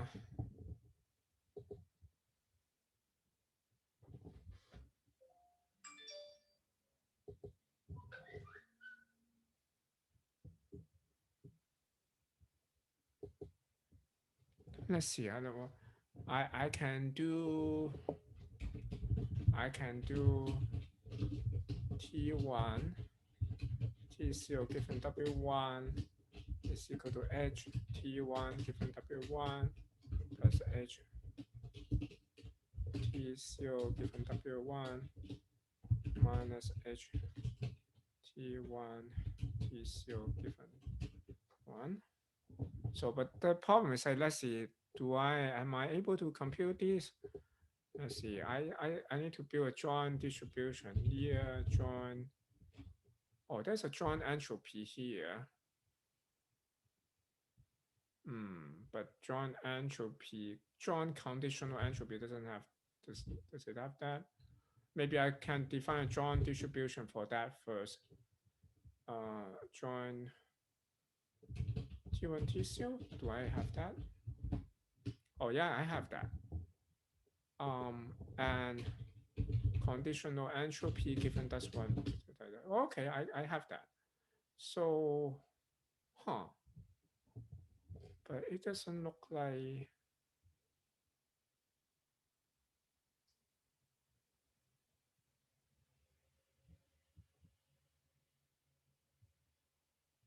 hmm,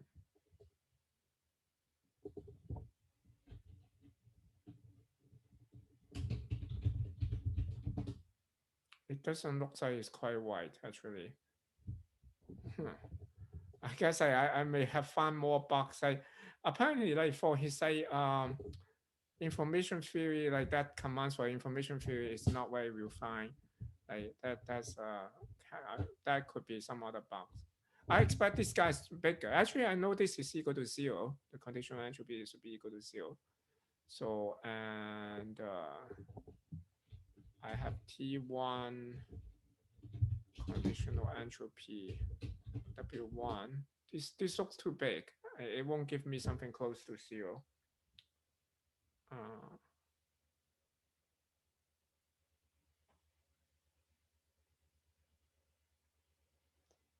yeah, I guess it's most likely that could be another bug. Hmm. I guess it could be a bug about like John distribution. Like I'll expect like a larger entropy here. Let's see if I just look at the entropy. What is that? It's still too small. I expect much bigger.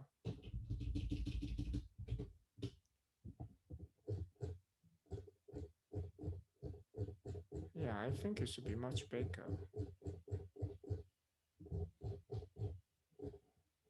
I would guess this would be close to like two times like entropy of T1 and T0. Yeah, I may have found another bug for that. Like so, but don't worry about that. Yeah. So anyway, so I guess I will pause here then like for the Lear kind of like so you can kind of like explore it a bit more. Um I, I mean you may find some bugs and you can let the developer know just like what I did.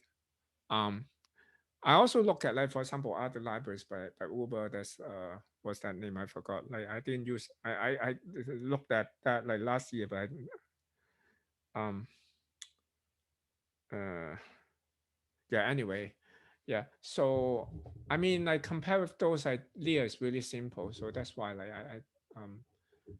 I choose that to like for this class. So okay, I guess like let's move on.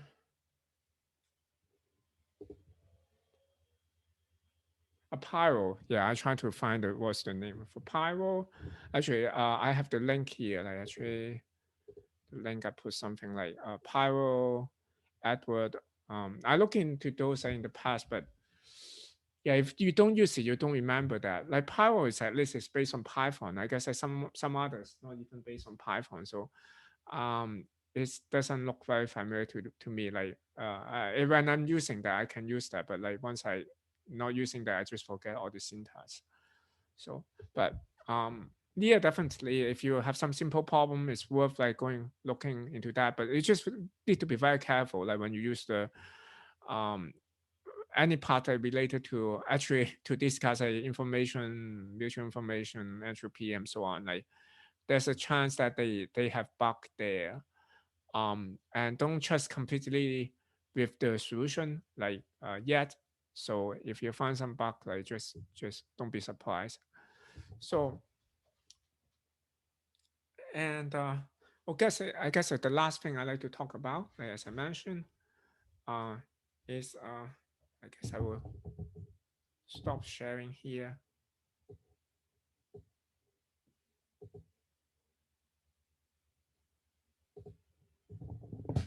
Go back to use.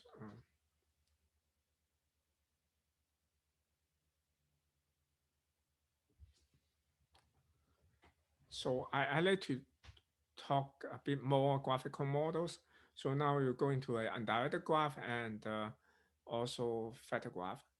So first for undirected graph, like let's look at like couple variables also. I have x, y, z, something like that. So as the name suggests, I don't have like arrows for the connection for the connectors here. So it's undirected like the meaning there is a pretty intuitive. So the undirected graph is only trying to um, characterize the conditional independence among variables. Namely, like you have this kind of Markov blanket. Like for example, if I have like more variable here, u v u v r, let's say. Now I have so many these variables here. So given any two variables, like for example y and r here, they will be conditionally independent if all the connection like through these like variables is broken. So they have this, for example, like I have this Markov like blanket like that going through around the variables. If this cut off like all these connections there, then like there will be no independence between like these two. So therefore, like in this case, for example, like y and r will be conditionally independent given z and w. Of course, you can put in more variable here, or you can put u here and so on. But only c and w is sufficient to say like y and r are conditionally independent. Um, and so like I mean like I want to just point out a couple of things like as I mentioned earlier. So if you have like this undirected graph model, um, they can represent certain things and they cannot represent certain things. And also the same for like Bayesian networks. So, actually, I guess it's more obvious. Like it looks like it seems like the Bayesian networks would be more powerful with these additional arrows there. So it seems like there's more representation there. So you would kind of guess like the Bayesian networks would be more powerful, but not really also. So we have models that can be represented like with like this undirected graph, but not representable with like Bayesian networks. So we look at like for both cases. So for kind of like representable by directed graph, by Bayesian network, but not by undirected graph, but also like model represented by can be representable by like Bayesian network, but not by undirected graph. So let's look at like one that is representable by Bayesian networks. So something very simple like we have earlier. So if like I have like x, y, and z, like we have earlier here. So for this one representing like x, y independent, or like I'm trying to represent like px, py, pc given y, xy, right?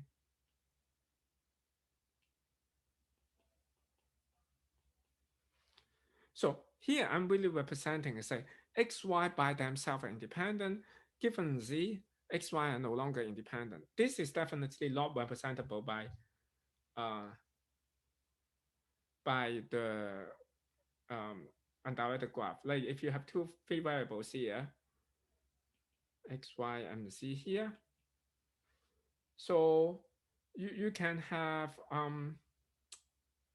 say if I want to make x, y independent, so I'm there must be no connection between x and y, right? But here, like no matter whether I observe c or not, like x, y are still independent.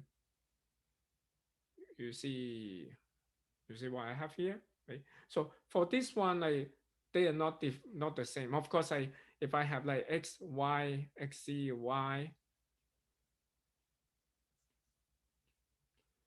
these are definitely not the same as well, because it doesn't capture that like x and y are supposed to be independent. So x, y by itself is actually very different from this one. Yeah, this is like when I want to have x and y to be independent to start with. Oh, sorry, like I'm okay. Yeah, I always forgot. I'm sorry. I'm always forgot that I when I point that you cannot see that. So for the Bayesian network here, this is saying that like x and y are independent to start with, right?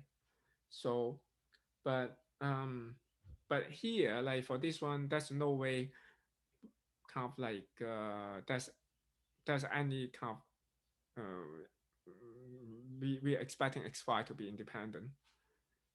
Um, and on the other hand, actually, observing z, xy now is independent. Actually, this one is more like uh, this case here, I believe. Like it's more like this case. I have c, x and y here. So if I have so x, y by themselves are not independent. Given z, x and y are now independent. So actually, this is like kind of equivalent, and this is also equivalent to like cx y here. So you immediately seeing that like, okay, it looks like Bayesian network is more powerful because um, for undirected graph, you can only represent this thing here, but you have like two different models, like with these arrows, like, uh, and, and one of these like cannot be represented by like this undirected graph. Um, and by the way, like for this guy, like for this undirected graph, I think, yeah, I think this would be equivalent to simply C and Y, something like that. This is essentially just the same as this. As you can easily argue yourself to write down the equation out. So because this is a px, py, px, pc, py given z, or like this simply is px, pyc here. And this is a px, and this is a, you cannot say anything about its pyc. Okay, it's like more or less the same thing, saying like this part is independent of this part here for the undirected graph. So this is okay. This is one example showing that like undirected graph is kind of like Bayesian network. Directed graph seems to be more powerful than undirected graph. Now let's look at another example that show the opposite way. That it seems like the undirected graph also can represent things that Bayesian network can represent. But before that, let's consider it, how you can convert like direct graph to undirected graph.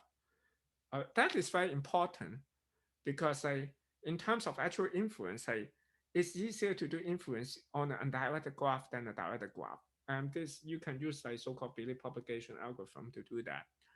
Um, I will elaborate a bit more like later on. So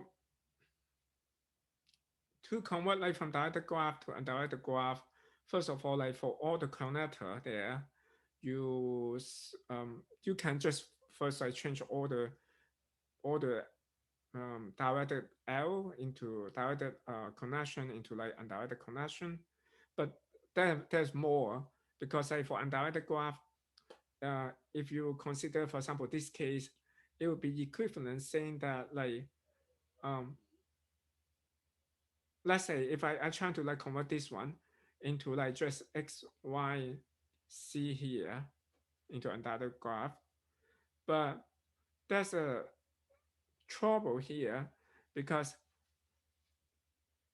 here if I draw like this, it assumes that like observing c, x and y independent, right? Or like you basically have x, y are conditionally independent given c, so therefore observing c here, x and y are independent. But in this case, it's exact opposite, right? Observing z, x and y is actually become dependent.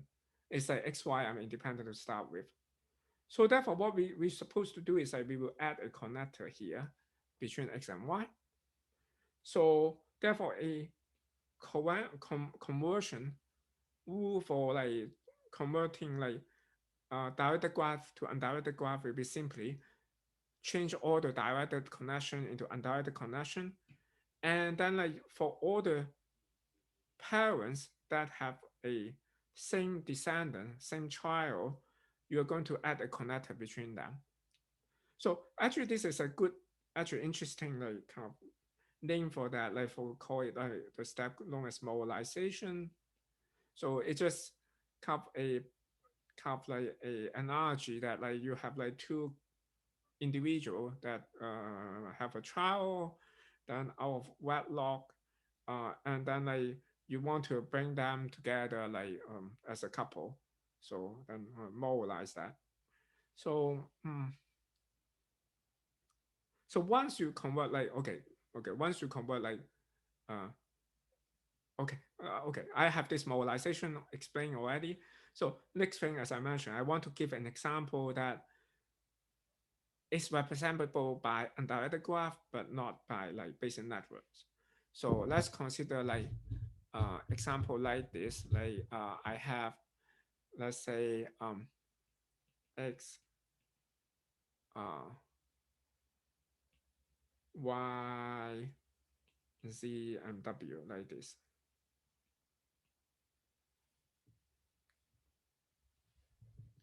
So if I have an undirected graph like that, so let me put the x like this here. So for the for the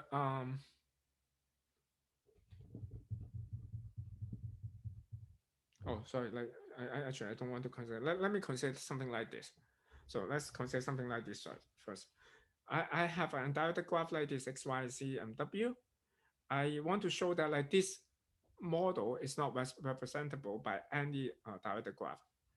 So let's consider like what the directed graph can represent that. Like you can just point the arrows, right? So for a directed graph to enter up this undirected graph, I should have like some connection here. So maybe let's see. Uh, I can have like either case. Uh,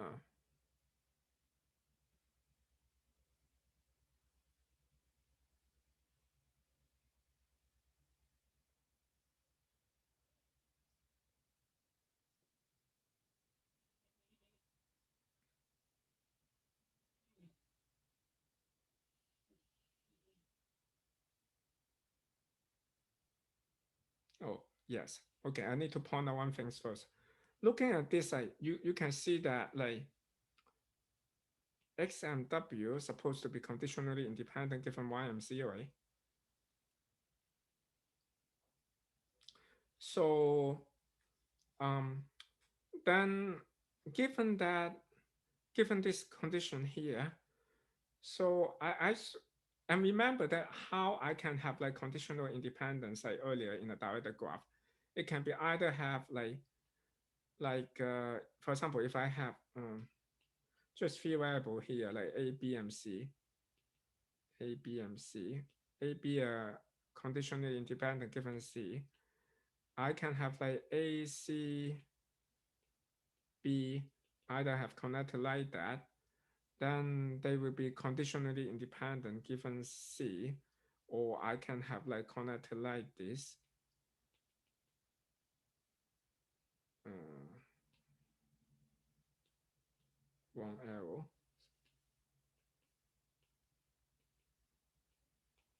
I also will have conditionally independence of like uh, a, b given c here. So therefore, like given this condition here, I can have like couple cases that can happen. I can either have like arrows like this, like or I can have arrows the other way around. That would be like a more or less the same, or I can have an arrow like this.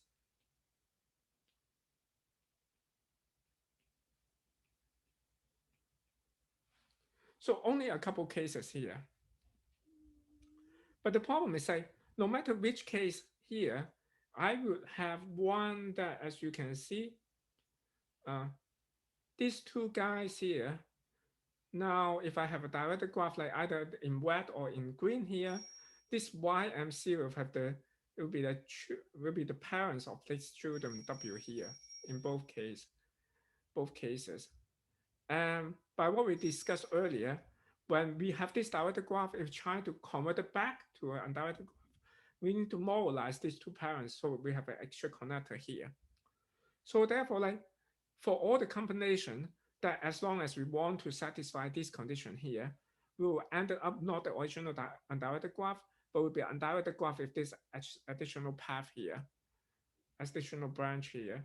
So therefore, like this show that the original kind of like undirected graph, this one like cannot be represented by any directed graph or any Bayesian networks. So okay, I did a really quick tool for this. So finally, like I just want to mention a factor graph. It's like if I have an undirected graph here, a factor graph will be simply, or like you can imagine a factor graph. Actually, the name when they say factor graph, it really means that like if I write variables here a, b, x, y, and z, and a variable like this are connected to work together. So I will explain that what I'm doing here. So I have two kind of nodes here. The nodes in circle will be the variables, and the node in square will describe the the distribution itself, like how the kind of, how the variables are kind of related to one another. Okay, let me give this example, like it will be obvious. So for this case, I have three variables here. This is a factor graph. I have like this f for okay. I have the circle here called the variable nodes. So each of the circle, like I have three circles here, that means that I have three variables here. I have the square, I call this factor nodes here.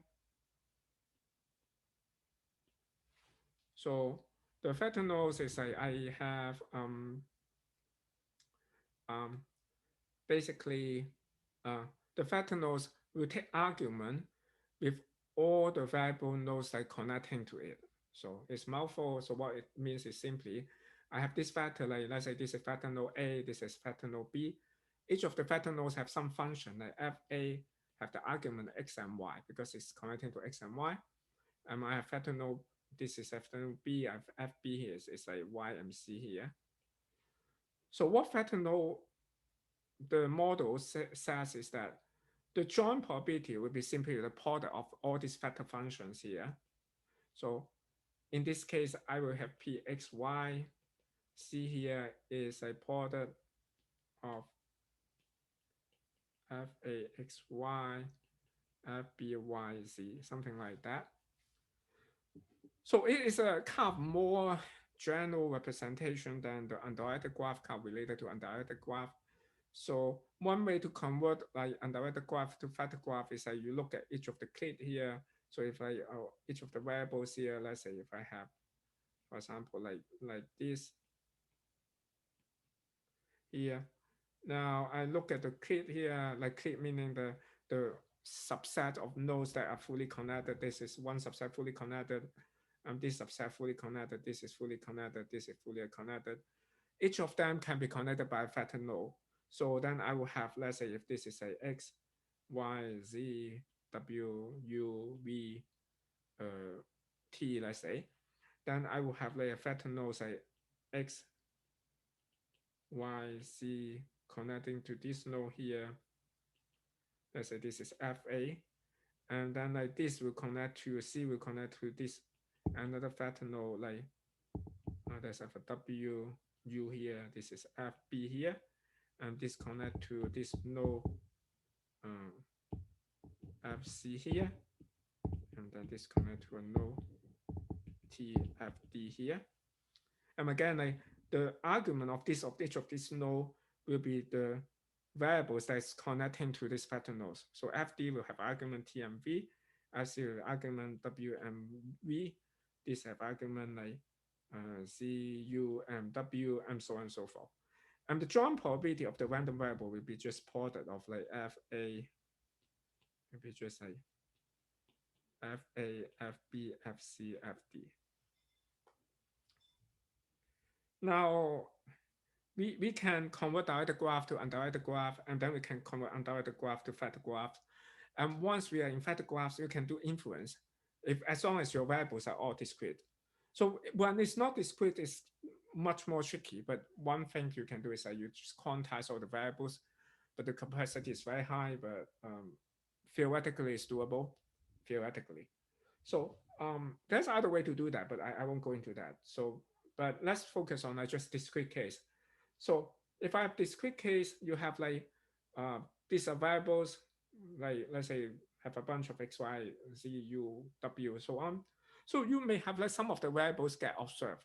Like for example, t maybe can take value like 0, 1, 2, and that you observe one, or you may even have like you can even does not have like an kind of like precise observation.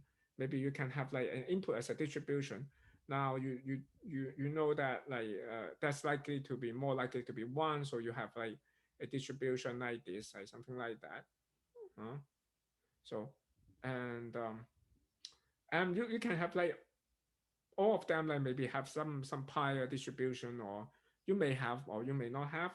But given this observation, you can try to do inference like, on each of the variables. After you have make observation or a change of like observation from some of the random variable, you can update the rest of random variables to get the marginal distributions of all these variables. And with that, of course, then you can do inference saying that, okay, so that the probability of this is equal to that. So of course, like you ask like why I even bother with that? Like if you, I can also go to the simplest case, write down the joint probability and sum up all everything and then do a table and so on and so forth.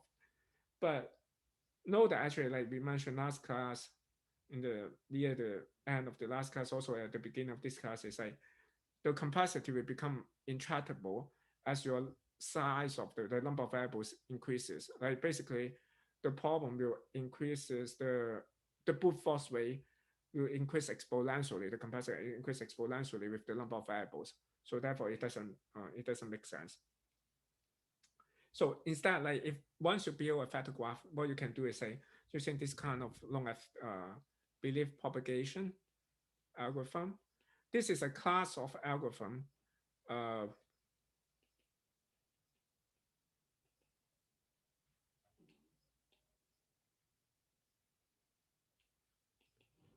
belief propagation. This is a class of very useful algorithm. Um, and the, for example, like very famous one like include like sum product algorithm and mass product algorithm. I will just describe the sum product algorithm here quickly. So the sum product algorithm like work this way. So in all this like belief propagation algorithm, like, as the name suggests, what it does is like it's trying to send belief like back and forth to everyone. So start with like each node. I have some belief like who I am. I'm trying to influence the other. Think of like what they are, and then you go back and forth and so on. Like for example, I can go this way, and then I this way, and so on, and then I go back the other way once I do the influence. So basically, you can have different like this is update schedule. So you can schedule like for example like one way forward, one way backward. If you are in a train, you can do that, or you can like in a complicated graph. A simple way is like you can first update all the factor nodes, and then update all the variable nodes, and then update all the factor nodes again. So when you update the factor nodes, so you have a factor nodes, you have some nodes like connected to like three nodes, I say. What you can do is say look at each of the nodes.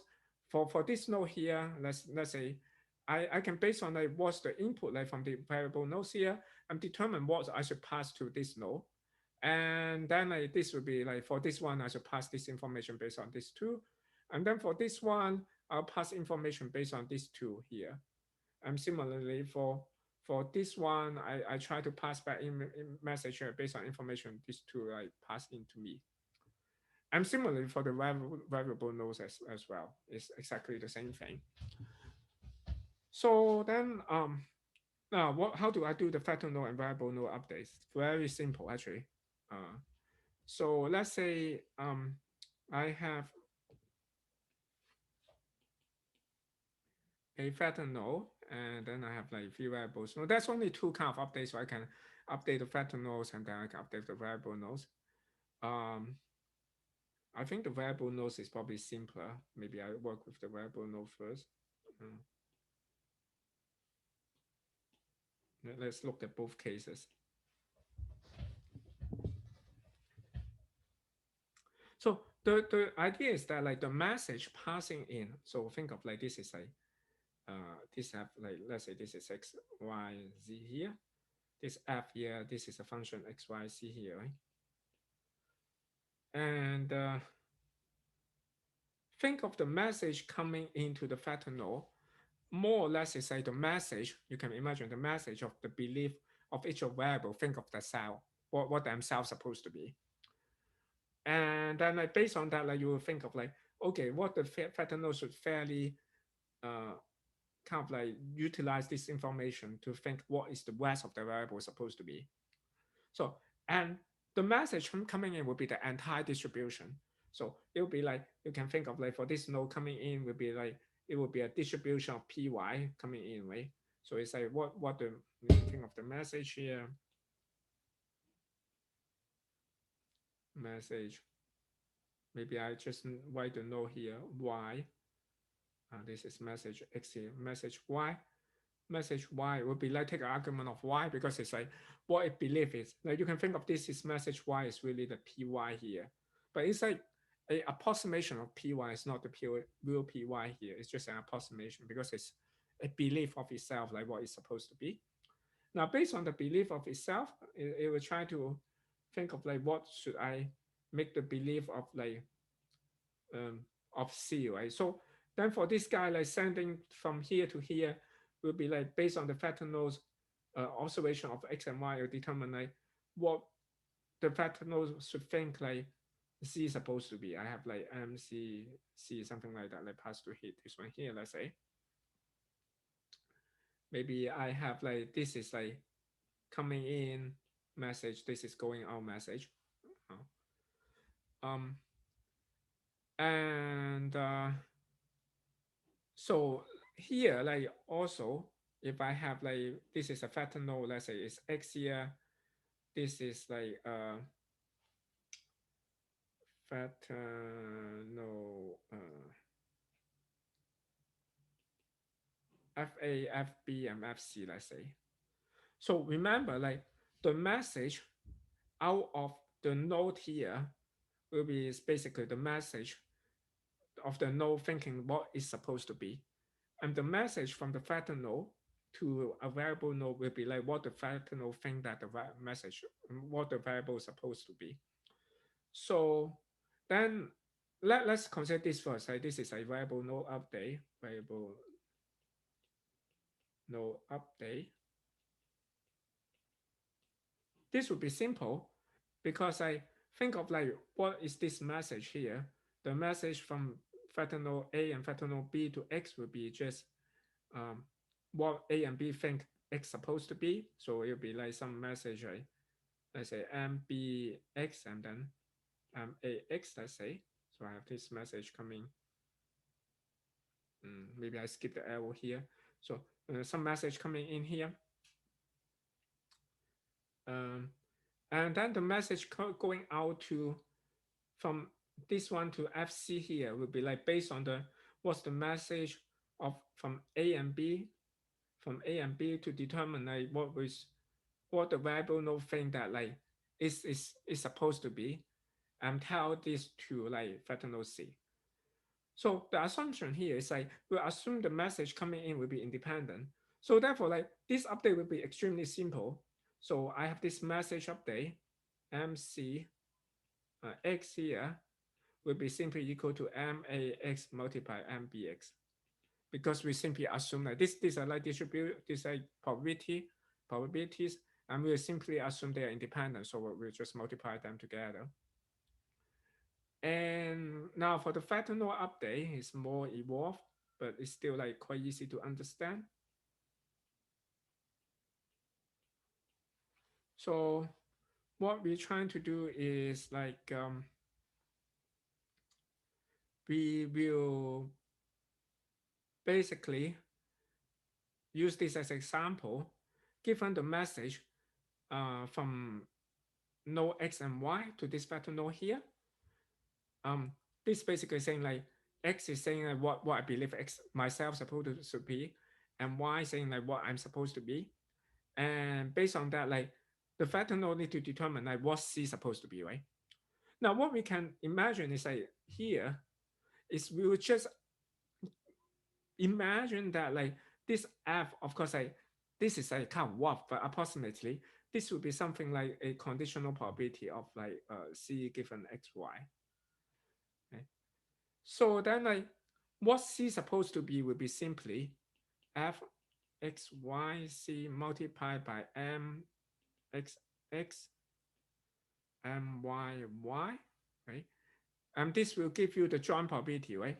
And then you will just marginalize that. So marginalize x and y, and that will be like the message to z, right?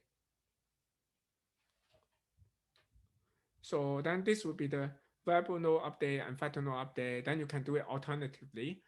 Then you can solve any problem essentially. This is actually a really amazing things. I actually, but after deep learning, this is like not yeah, many people move to, but this is a really nice thing. And probably you can combine with like somehow actually people did like combine with also like um neural network models to use the network models to model like this probability function themselves, and so have a combined model.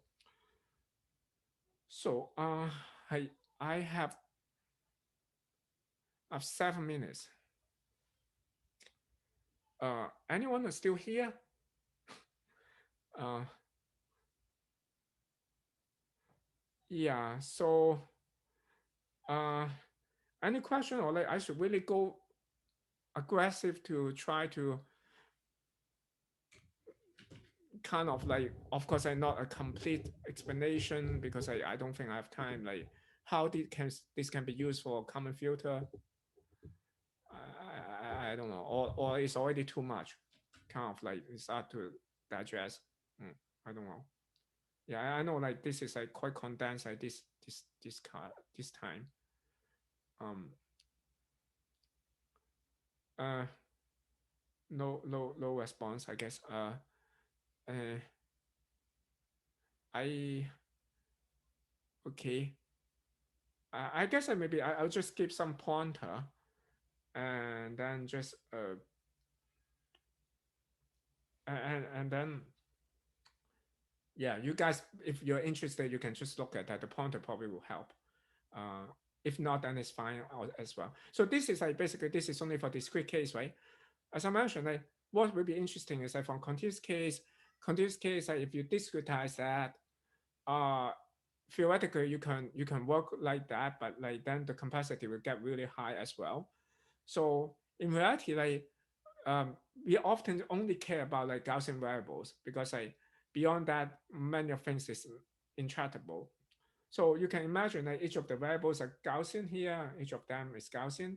So you only know the mean and variance. So then what you're passing will be like, for example, like it will be same idea, same principle.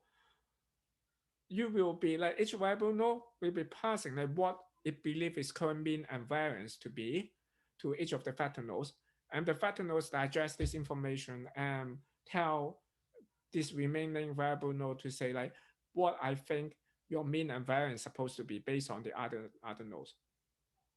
And variable nodes is updated in a similar manner. So then the question would be like, how do you do this kind of update? So there's several.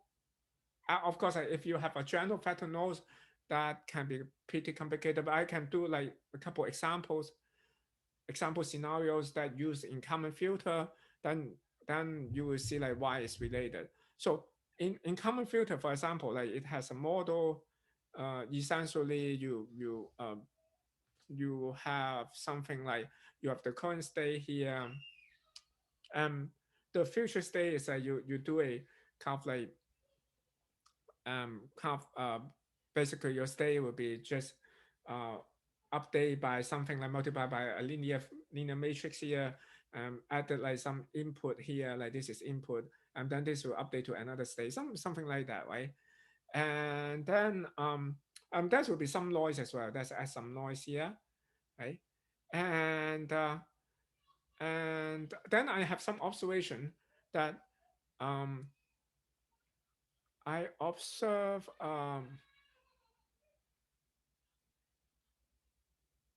let's see. I observe P.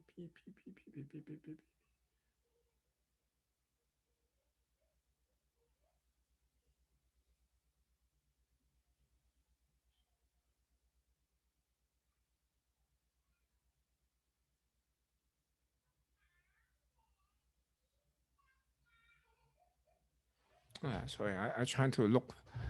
Uh, uh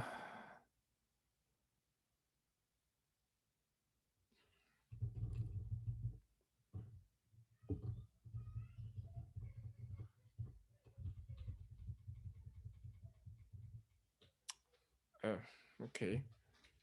Let me. Oh, okay. I already run out of time. That's so silly. So anyway, let me the observe. Ah, ah.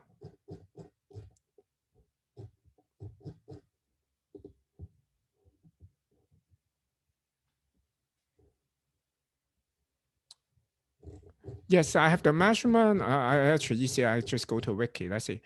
Then I have the measurement y. Yes, here. Then I have observation. I basically like see here. Then this is observed, and I will base of the state I observe. So basically, like the observation will be like the current state multiplied by some matrix again, then add some noise here. That's some noise here. Let me put the noise here. This is noise here. This is noises here. So I'm already like quickly running out of time. So maybe I just give one one example, and then not. I mean, there's like several components there. Let me just explain one component, then maybe I give you the pointer if you're interested. So so you see like basically based on like the current state here, I I I have the current state here. Then I make some changes to the next state. So I can think of like my previous state is a random variable. Let's say my previous state like x. Uh, what notation do I use? Okay, I'm totally run out of time. Like I'm trying to watch. That's bad. So I guess I cannot do it. Yeah. So sorry. Like let's see, 1 minute. Yeah. So okay, I write how I do I written something like on my blog and something. So I will just I put the link to the page if you guys are interested. Read that. Otherwise, that's fine. So, but finally, I just want to say that this is really nice because what I described earlier is very easy to at least for me, like it's much easier to understand common filter like this way than the original formulation. And once you essentially like what you have common filter, maybe I just have like one thing more. So common filter is like you have a factor node. It's like you're trying to multiply this into the next state. Like this is the current state. It's like x0, let's say, right? This factor node is defined by this guy here. And then you have this make some observation, right? You have another factor node defined by this guy here, and then have the observation. Now, what it's trying to do is simply based on this, your previous approximation distribution and your observation distribution, you try to predict this guy here. That's it. And then you can derive the whole common filters using this sense. And I think it's much easier to understand why they have this kind of common gain and so on. The only drawback is like the immediate derivation, we will have like different formulation as the original common filter. But if you try to track numerically, they are identical. And at the same time, also like the the um I'm also like if you really yeah I have a video myself, but it's really long also like that you can show like they are identical even in expression, but that's a long proof like but yeah, so forget about it. So okay, I guess I that's it. I that would be the end, and like thank you for all. And uh if you have any questions and so on, like just send me on to Discord. And uh, yeah, it will be the last class again. We won't have class in that week. And remember, you have assignment. If you have questions, send me on Discord as well. And also like that's like firm deadline for all the assignments. So you have to submit that if you want to get any credit, like by I forgot, like check Canvas. Because we just need to submit the grade like by what some days. So okay, thank you all. Like bye. Thank you.